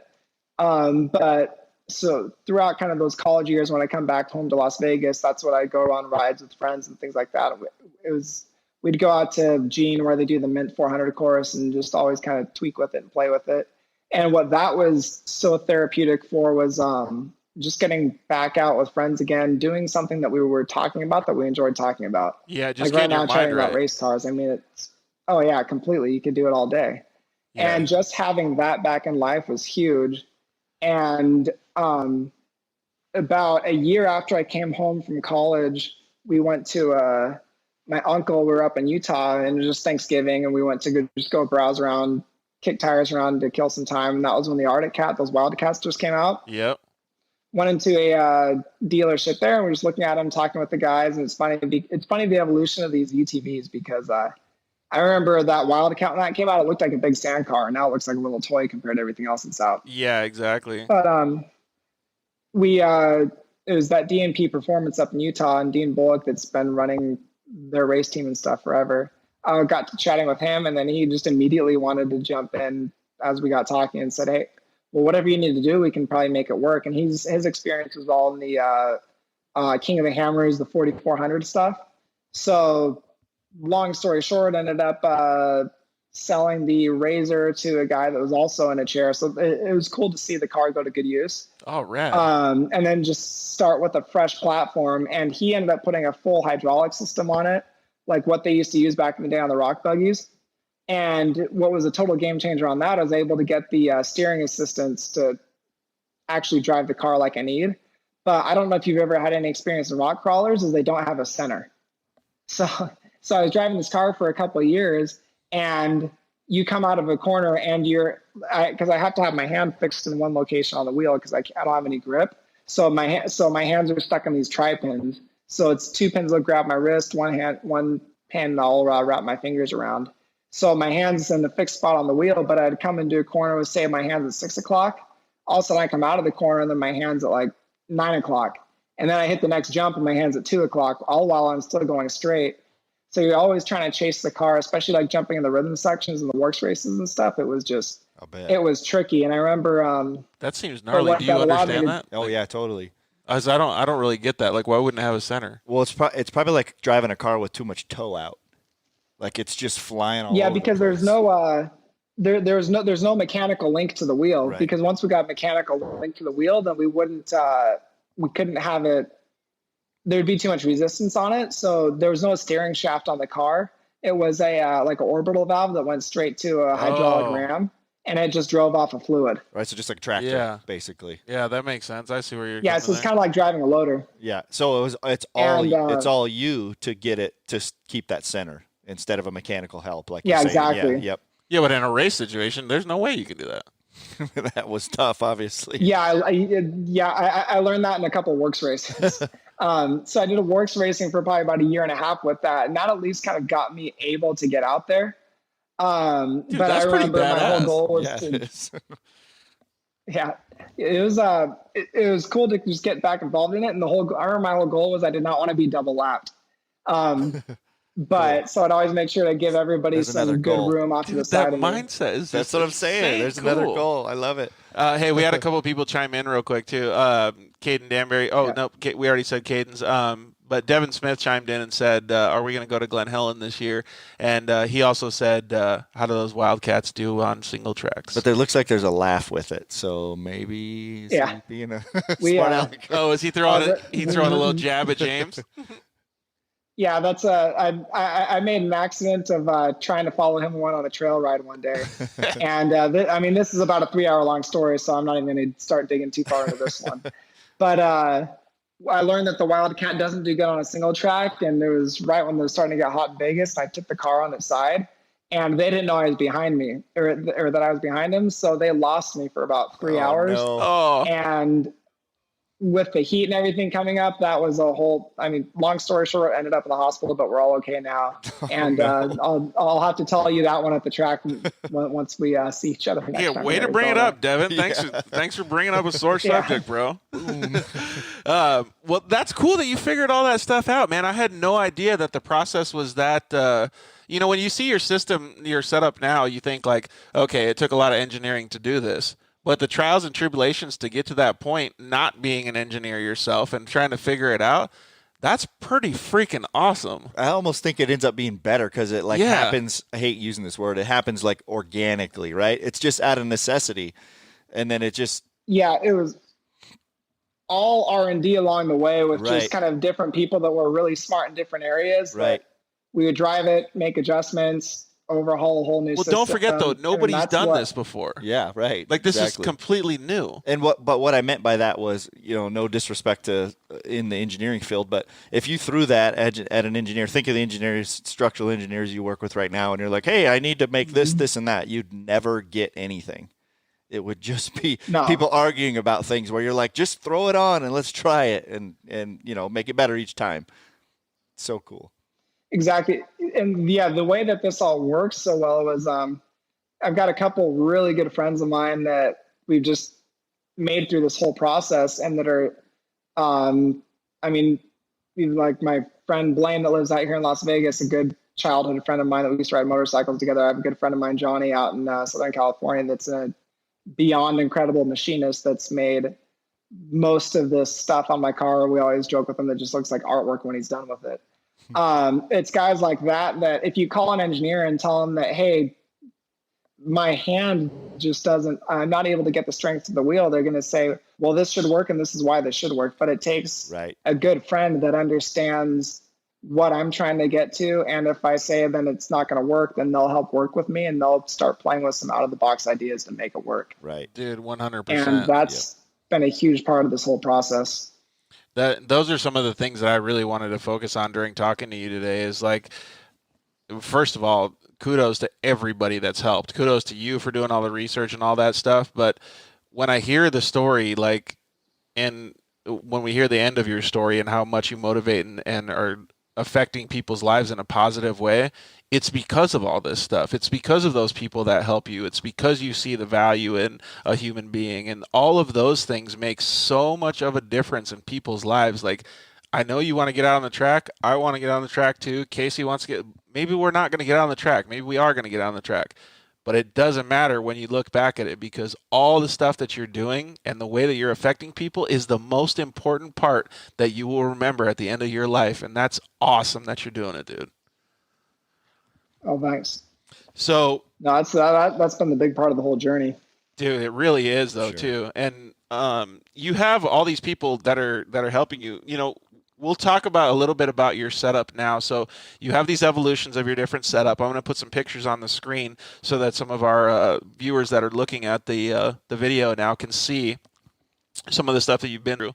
But talk us through the current setup that you have now. You have a steering wheel in your lap, the way that you shift, the way that you pull tear-offs, like those types of things. Yeah, so the way that we have it right now is I have a steering wheel that's flat in my lap because what we've realized is I don't have my pec and my triceps working, so I can't really fight too far against gravity. So we realized that if my hand's in the regular steering wheel position, I have to fight up against gravity to make it work. So when it's down on my lap, it's almost like a bus.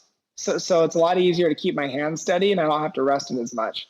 And this last year, I don't even know if you've seen this car yet. It used to be all like a robotic, like a steer by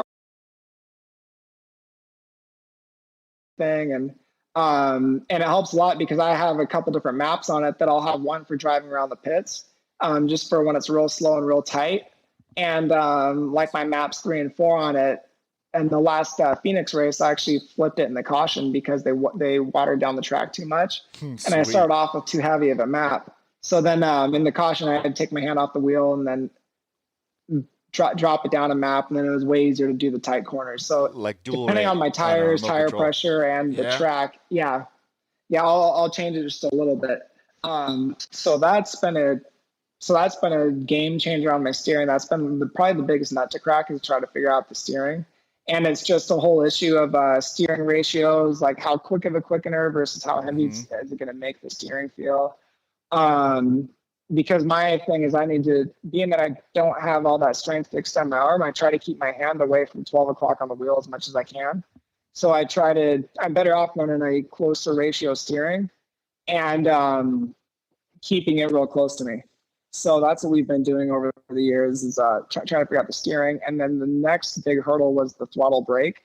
So we have a lever on my left-hand side, and I pull back for gas and forward and press forward for brake. And what we figured out this year is, especially on my works car, always worked awesome. It had awesome brakes on it. My short course car never did.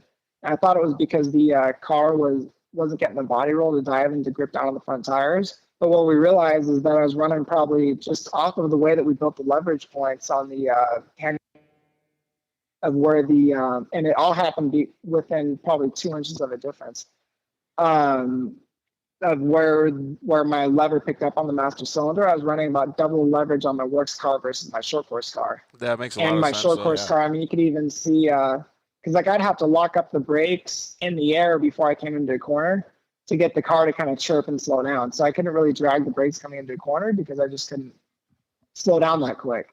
So now that we've figured that out and played with the brakes a little bit, I'm really excited to get back out this year short course racing and have a car that can actually stop. So we're fully rebuilding the short course car. I need to post up some pictures on that because we're almost done with it. Dude, I want to see it. But doing that, awesome. It's I mean, I don't want to brag too much about it, but our guys did such a good job on it. I'm really, really happy with how this car is coming out. Dude. So I'll have to get you some pictures. Yes, so definitely. Cool. We'll have people go to your social media and check it out too. Because the one that I saw was 2017, I think, version. So that was probably what, version 1.5 or something. Yeah, those 2 versions ago. Yeah, so I can't wait to see the new stuff that you have set up, man. That would be super cool to check it all out. One of the coolest things that I'm getting from this story too is not just the motivation, but so Paul Yaw actually said this in one of his comments in the interview that we had with him, is hillbilly voodoo, right? So like, you don't know how to do something until you do it. Yeah, exactly. Right? But these guys would be like, hey, the way he explained it is, you turn left right here and you give it gas right here because this is what works. And he's like, why does that work? I got to engineer this. Like, it works because you get traction. He's like, no, it just works. It's hillbilly voodoo. Like, that's what he explained it. And so now James is to the point where he's got so many years or so much development in his time.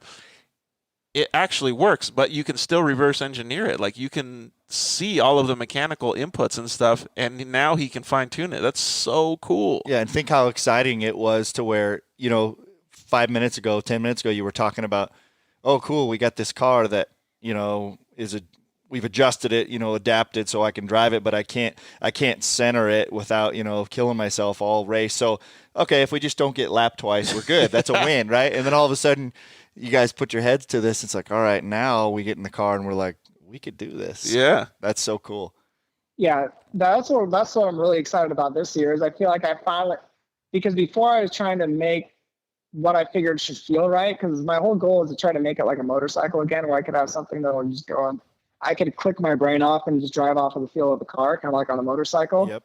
And we've finally got that, but then now I'm excited because I have some numbers that I can back up to that. And now, like on my seat, we're building everything off of a seat base, so we can transfer the seat base to any car and just make our lives that much easier. Nice. And that's what I'm really excited is that we can get to that point. And that, to me, that's what this year is going to be all about, is just being able to put some numbers to it and really get racing and competitive with it. We have a couple goals in mind for this year, and one, I'm hoping that the season kicks off sooner rather than later.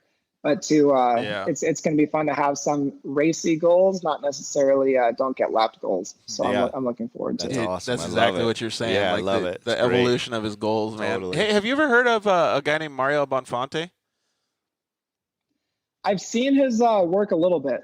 Yeah, he does some pretty cool stuff. I've never talked to him, but he's got some really cool stuff. Yeah, not that any of it would help you, but I mean, it just might be kind of cool to like, bounce some ideas and stuff off of each other. He does some really cool stuff. He's very much like you, and tries to do the engineering himself and kind of figure it out. And he got himself a little 3D printer and stuff. So if any of you guys want to go back and check out that episode, I don't remember what episode it is, but it's Mario Bonfante. We did an interview with him a few months back, and he's got some really, really cool engineering stories, just like you do, James.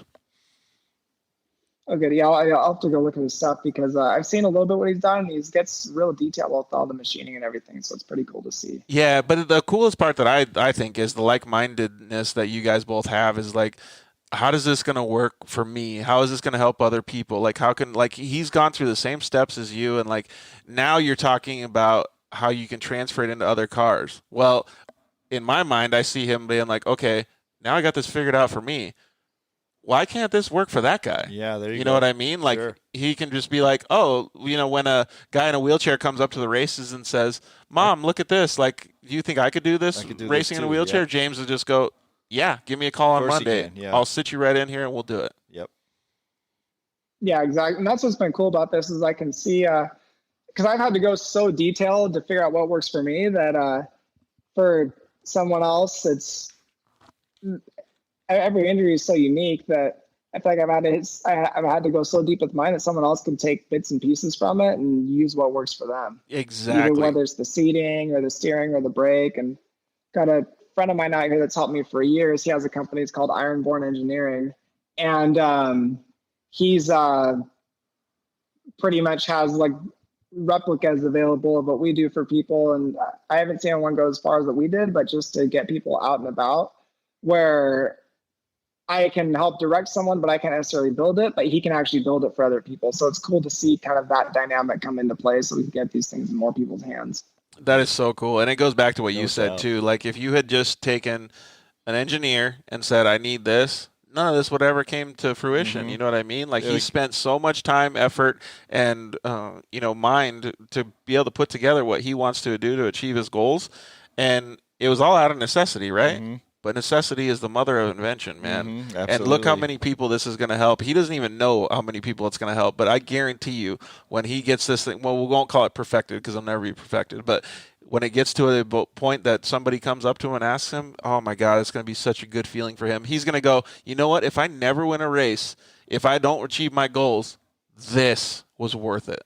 Absolutely. To help this person. And the personality and, the awesome person that you obviously are, it's infectious. So, dude, here somebody, just like you said, first of all, they're not going to be scared to ask you about it and talk about it because they know you're going to treat them like a human.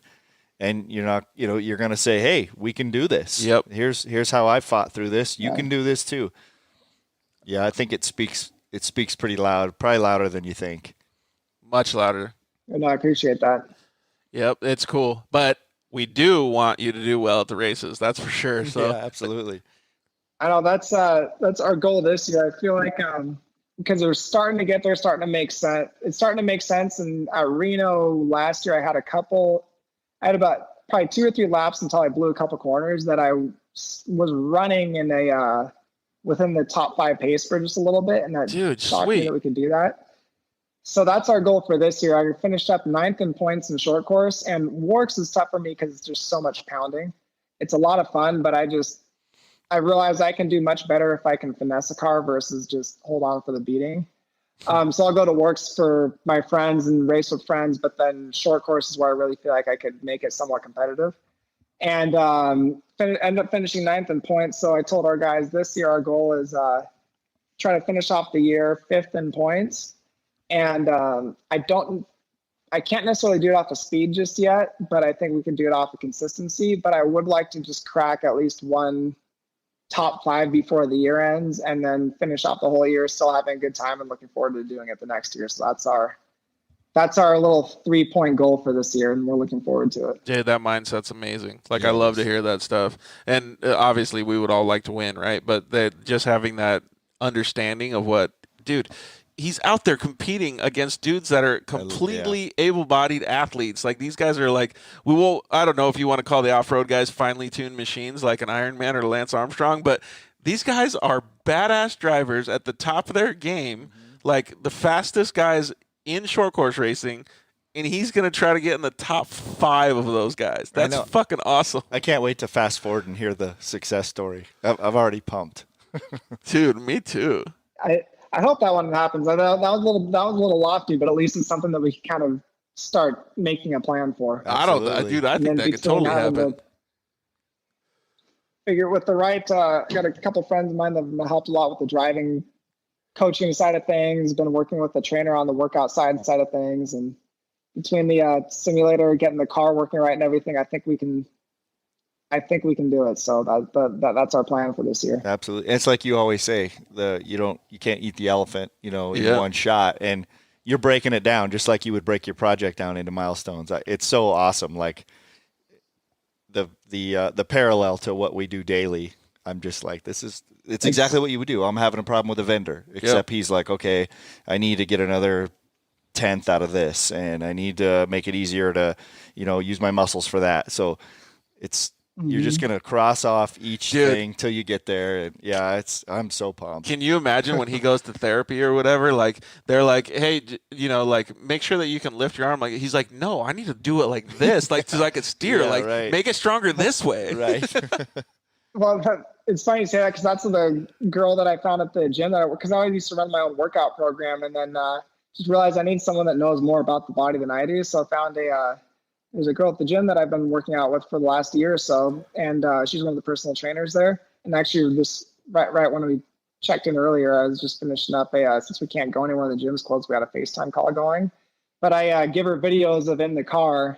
And then so she just plans the whole workout program for the motions that we have in the car. Awesome. I love it. She's super competitive, so she's all about we're winning this year. I told her I don't know if we're winning. Dude, I love it. No, I want to have that mindset. So it's all the details. It's made that like the health side even more fun. Oh, too, heck so. yeah. Dude, all the details adding into that is so freaking cool, man. It'd be awesome to have her come out to the races and check it out. She's gonna be like, holy shit, you're hauling ass. Yeah, we were trying to do Glen Helen, but then Glen Helen had a little bit of a rain delay for us. When's the first round of Lucas then? Do anybody have any idea that it's just like postponed in like until they figure it out? It was going to be April 25th in Arizona, and they just sent us an email last week that it's postponed till May 8th and 9th. And that's even, I mean, right now with how everything's going, who knows what but tentatively they said plan for 8th and 9th. So, I mean, that's what I'm getting everything planned for. And unless we hear otherwise, but I really hope it goes that weekend. And that'll be in Arizona because too? We're itching to get, that's out in Arizona. Sweet. I'll be able to come hang out.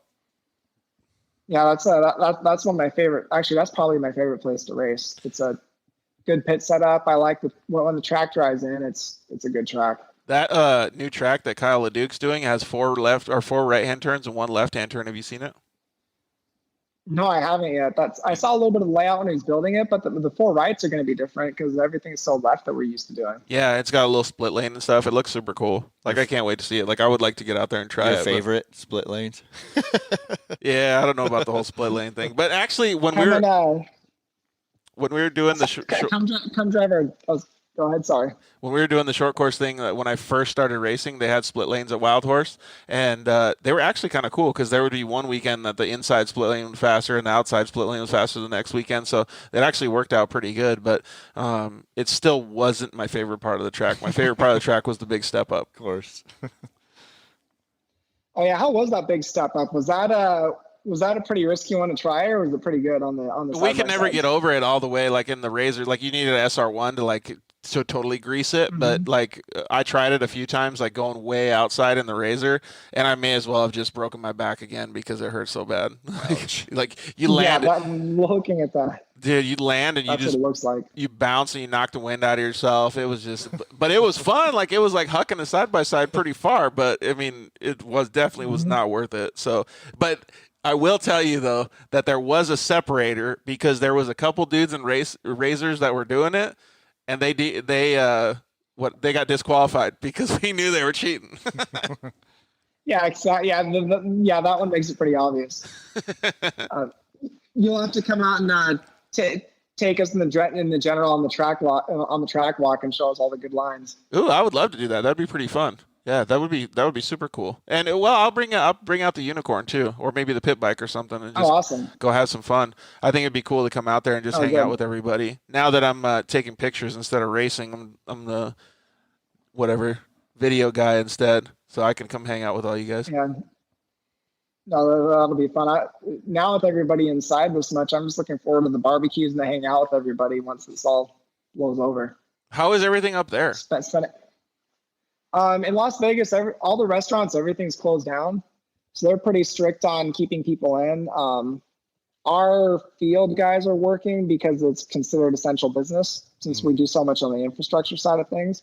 But our office is fully closed down. So I'm learning the whole work from home or remote thing, which is it makes for long days at the house, and it's just a different way to communicate with everybody too. So that's a little tricky, but I've been just making sure to get out, drive job sites and stuff like that to just get out and about during the day. But with the injury that I've gotten, I think you had Aaron Baker on a while ago. We have a couple of the same issues that I don't know too much of the details of how contagious this is or anything, but from what I do know is I'm real prone to pneumonia anyways. So if this is the risk that they say it is, then I've got to be pretty careful. Yeah, don't get anywhere near so right that now stuff. It's trying to exactly. So right now it's trying to figure out how to keep your sanity without seeing people, but then still like see just enough people so you don't totally lose your mind either. Yeah, exactly. Just get out of the house, go chill. I noticed that this morning when I was here. Exactly. Like I was wigging out this morning. Like I have had a bad few days, but anyways, I was wigging out this morning, and all I had to do was just go in the backyard and take a couple deep breaths, like at the house before I like took off and went and did stuff. And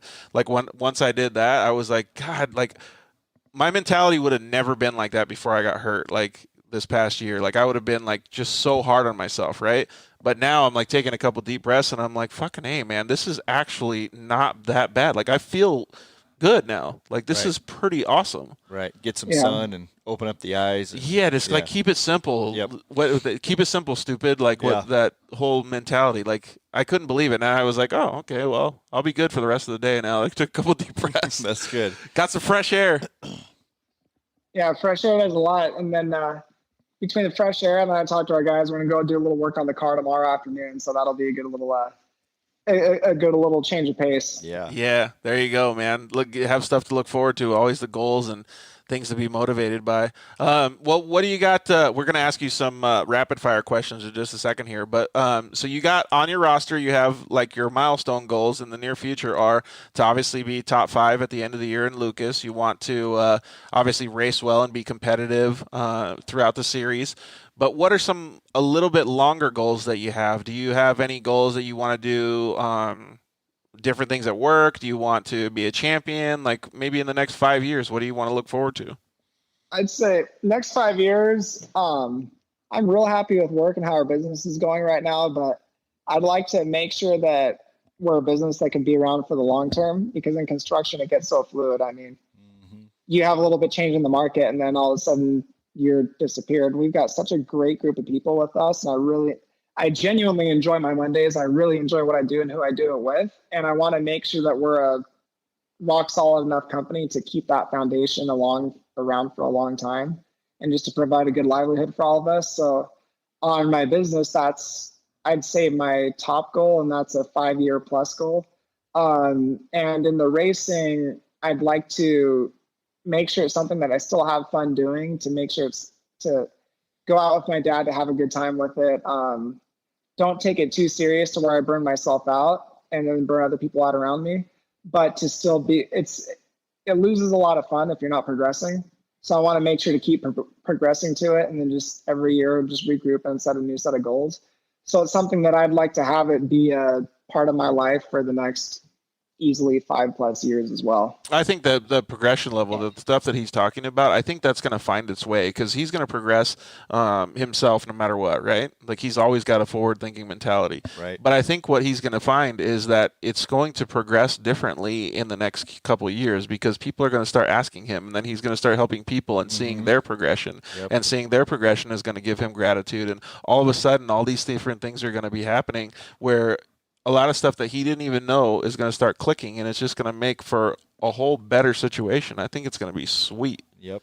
Agreed. Yeah.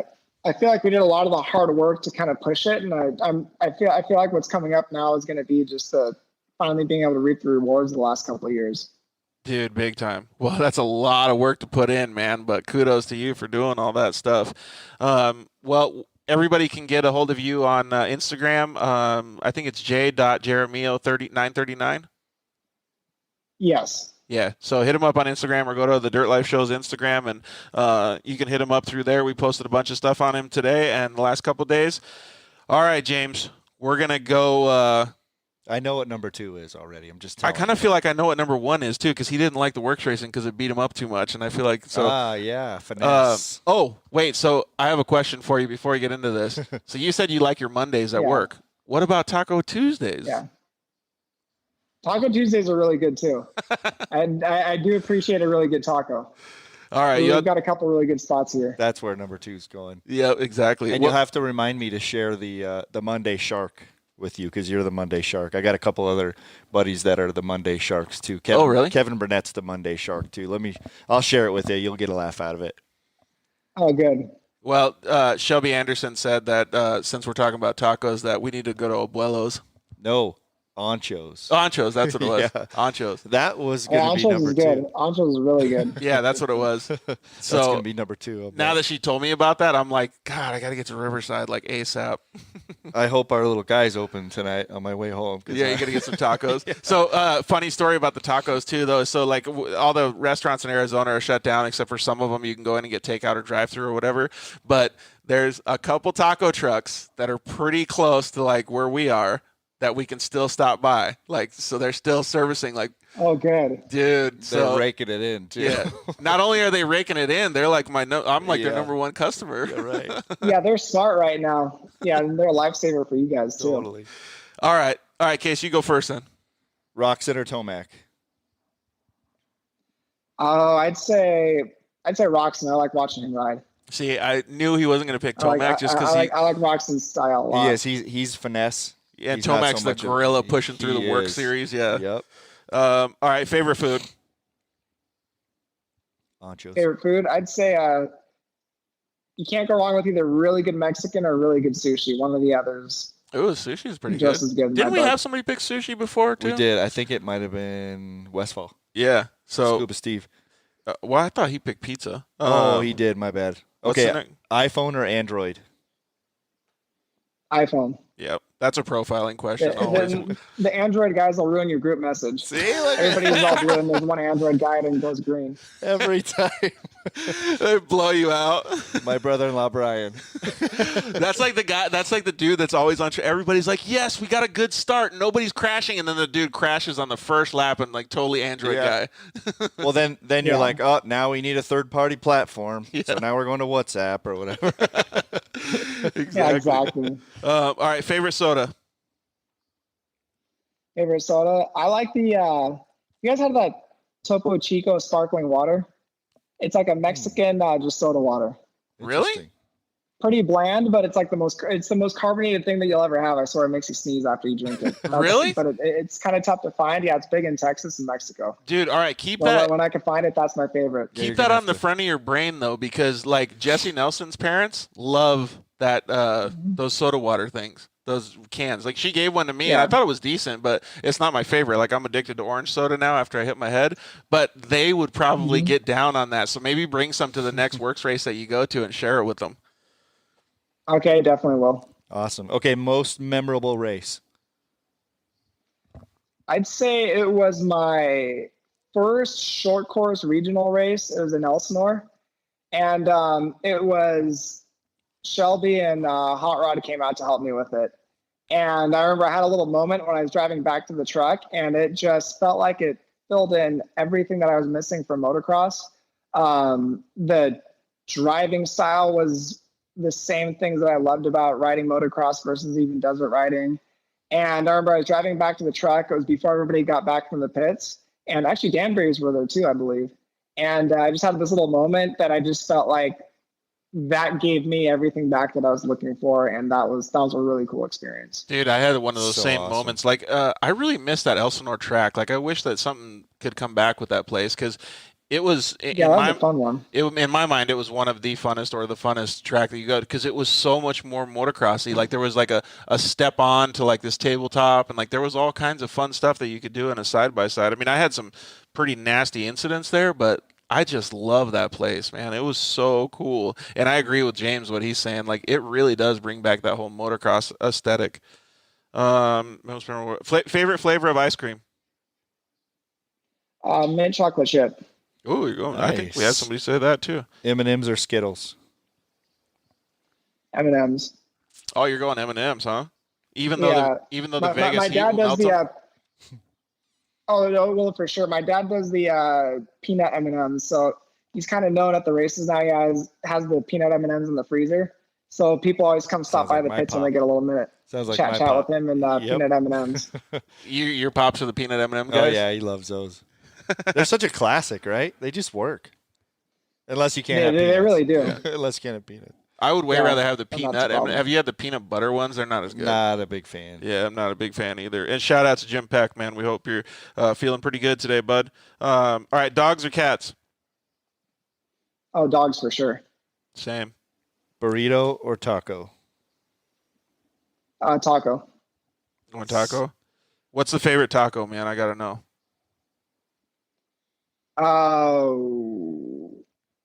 It's hard to beat a carne asada, but if you get the right place that does the carnitas just right, then you can't beat that one. Oh, like the ones, have you ever been down to Ensenada, like where those tacos are like... Oh, yeah, like the rotisserie ones? Yeah. Yeah, those are really good. Dude, those are so good. All right, do you guys do tacos and stuff at the track too, or no? We do a little bit. Actually, last Phoenix, it was the championship. It was the final race of the year. It was end of 2018. We brought a bunch, and because we always pit with Andersons and Cheeks and all of them, and we did a big end of the year taco party for all of us, and those were some really good tacos. Oh, right. Did Miles cook too? Miles is not. I've heard good things about Miles' cooking. I have not had his cooking yet. Dude, so we asked him. I've heard some good things about it. Supposedly he's doing pretty good now. Like we asked him because he was on one of the early shows that we had with him, and he wants to be a chef actually. So he does a lot of cooking, man. Okay, well we'll have to bug him in Arizona to cook us up a little dish. I know, we're gonna have to hit him up. We should just bring a bunch of stuff and make him cook and not race. That's true. All right, so the last question that we have for you, bud, if you were a character in the movie Hangover, which character would you be? Oh, I'd probably be the dentist because I get a little too rigid and too rule followy. I'm too much of an engineer's mind, so I would, as much as I hate to say it, I'd probably be him. Didn't he get the hottest chick in that movie though? I don't remember. Yeah, I don't think he did that on purpose, though. I think he just got lucky and it happened. So there you go. You got a double win. I think that would also be me. So as long as it works out. Perfect. I think we're long lost brothers, dude. Like we have the cloned brain. Yeah. Dude, that's awesome, man. Well, anything else you want to say? You want to thank any people? I'd hate to put a list together because I have way too many that I would start forgetting. But I mean, gosh, over the years, I have such a big pay it forward list that I'm going to have to do after the end of all this is over for, say, the next generation of younger injured guys getting into racing. Love it. Between over the years, I'd say one of my friends, Johnny and Blaine, that have helped me do a lot of work just on the engineering side of this. Ralph Chadwick was a big help originally. My parents and family and all of my friends that have helped me through all of it. Shelby, Hot Rod, RJ, Randy, the whole Anderson family just said, hey, come on in. The Cheeks have been the same way.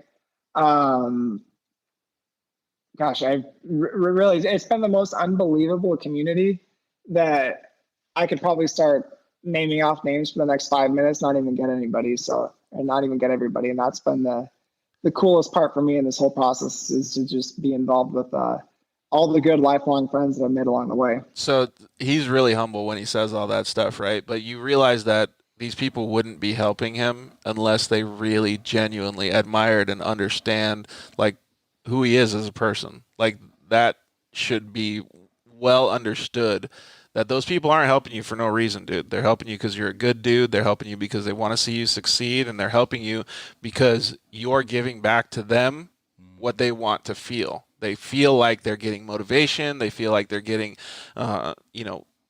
humility from you. It's really, really cool to see that, dude. And you got to respect yourself, and you should definitely give yourself a pat on the back every single day when you wake up, because you're kicking ass at life and you're making a drastic impact on people, dude. So keep doing it.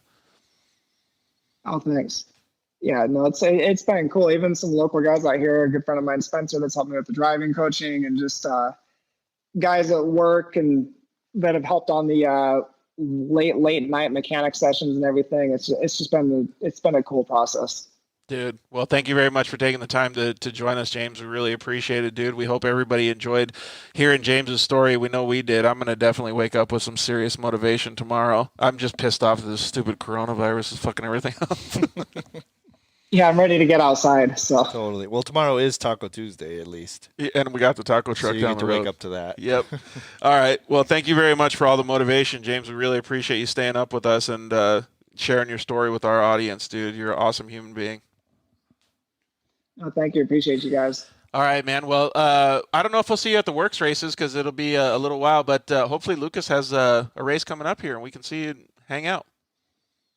Yeah, exactly. And a lot of the works races I'll be at, I'm just putting a Turbo S together and have that almost done too. That I'm going to do finish off some of the works races this year that just don't conflict with the Lucas races. So I'll get back on doing a couple of those as well. Dude, you're hardcore, man. I love it. All right, bud. Well, have a great night. We really appreciate you coming on the show, and I will talk to you soon. All right. Thanks, guys. Thanks, James. Have a good night. All right. Take care. Have a good night. Later. See ya. Dude, that was so cool, man. I still like I can't emphasize enough like the amount of, and I don't even want to know what to call it, like necessity engineering. Is that what we want to call it? Like yeah. I don't know. It's the best. It's just crazy to me. And like when you said you were long lost brothers, you weren't very far off with that statement, because the stuff that I saw you doing with the RC cars and stuff, like those are millimeters and things that you have to change. Like it's so crazy. To build an RC car, people think it's probably like Legos, right? You just put them together. Well, no, it's not. It's a lot different than that. There's a lot of really hard equations that go into doing that. And he had to do those same equations, but he had to do it with understanding his strength level and a human behind those equations. So cool. So whenever anybody has the chance, if you have the chance to go and see James and look at the things that he's done to a side-by-side or to his truck to drive or anything like that, go check it out, because it is phenomenal. And I love that the Lucas Oil races are an open pit. The works races are like that too. Go say hi to him and just ask him questions and look at this stuff, because it will get your brain going like nobody's business, man. It is so freaking cool. And you'll walk out of that race going, God, I just want to be like a better person in general. Every time we say it every time, and I mean it. It's not a rerun. It's like it happens because these people are just amazing. These people and them sharing their stories with us is phenomenal. The show is just getting so much better, man. I love it. Well, thank you everybody for tuning in. We really appreciate it. Thanks, Case, for coming. I know you're hungry. Got to get some tacos. And thanks for stopping by yesterday too on your bicycle, man. That was super cool. Yeah, definitely. So I really appreciate everybody tuning in. Thank you so much. Casey and I and everybody that helps support the show appreciate you guys, because you guys are the lifeblood of our show. Please visit our sponsors and use the code DIRTLIFE at Shock Therapy. Use the code DIRTLIFE at Zollinger Racing Products, and use the code DIRTLIFE at Solderweld. Use the code DIRTLIFE also at Rugged Radios, one of our new partners. We're going to have a contest with them coming up pretty soon, so we'll be able to give you guys some fun stuff. We really appreciate it. Next week's guest, we have a guy that wears jorts, jean shorts, and his name is Dustin Jones. He's from down south. He does a lot of mud riding. He does some really, really awesome desert racing. He's just an all-around good dude. And I think most people know who Dustin is. We got him on the show. It's going to be pretty awesome to talk to him. He's always got fun stuff to say. So we can't wait to have Dustin on the show next week. We're going to push through all this stuff that's happening in our society, and we're going to keep going, man. The show is important. We're changing people's lives, and we love it because they're changing ours too. Mm-hmm. So thank you, everybody, for joining. Thanks for chatting with us too. Yeah, thank you very much. We really appreciate that because we want more people to join in and be interactive with us. All right, guys. Thank you very much. We love you. Good night. Thanks for listening to The Dirt Life Show.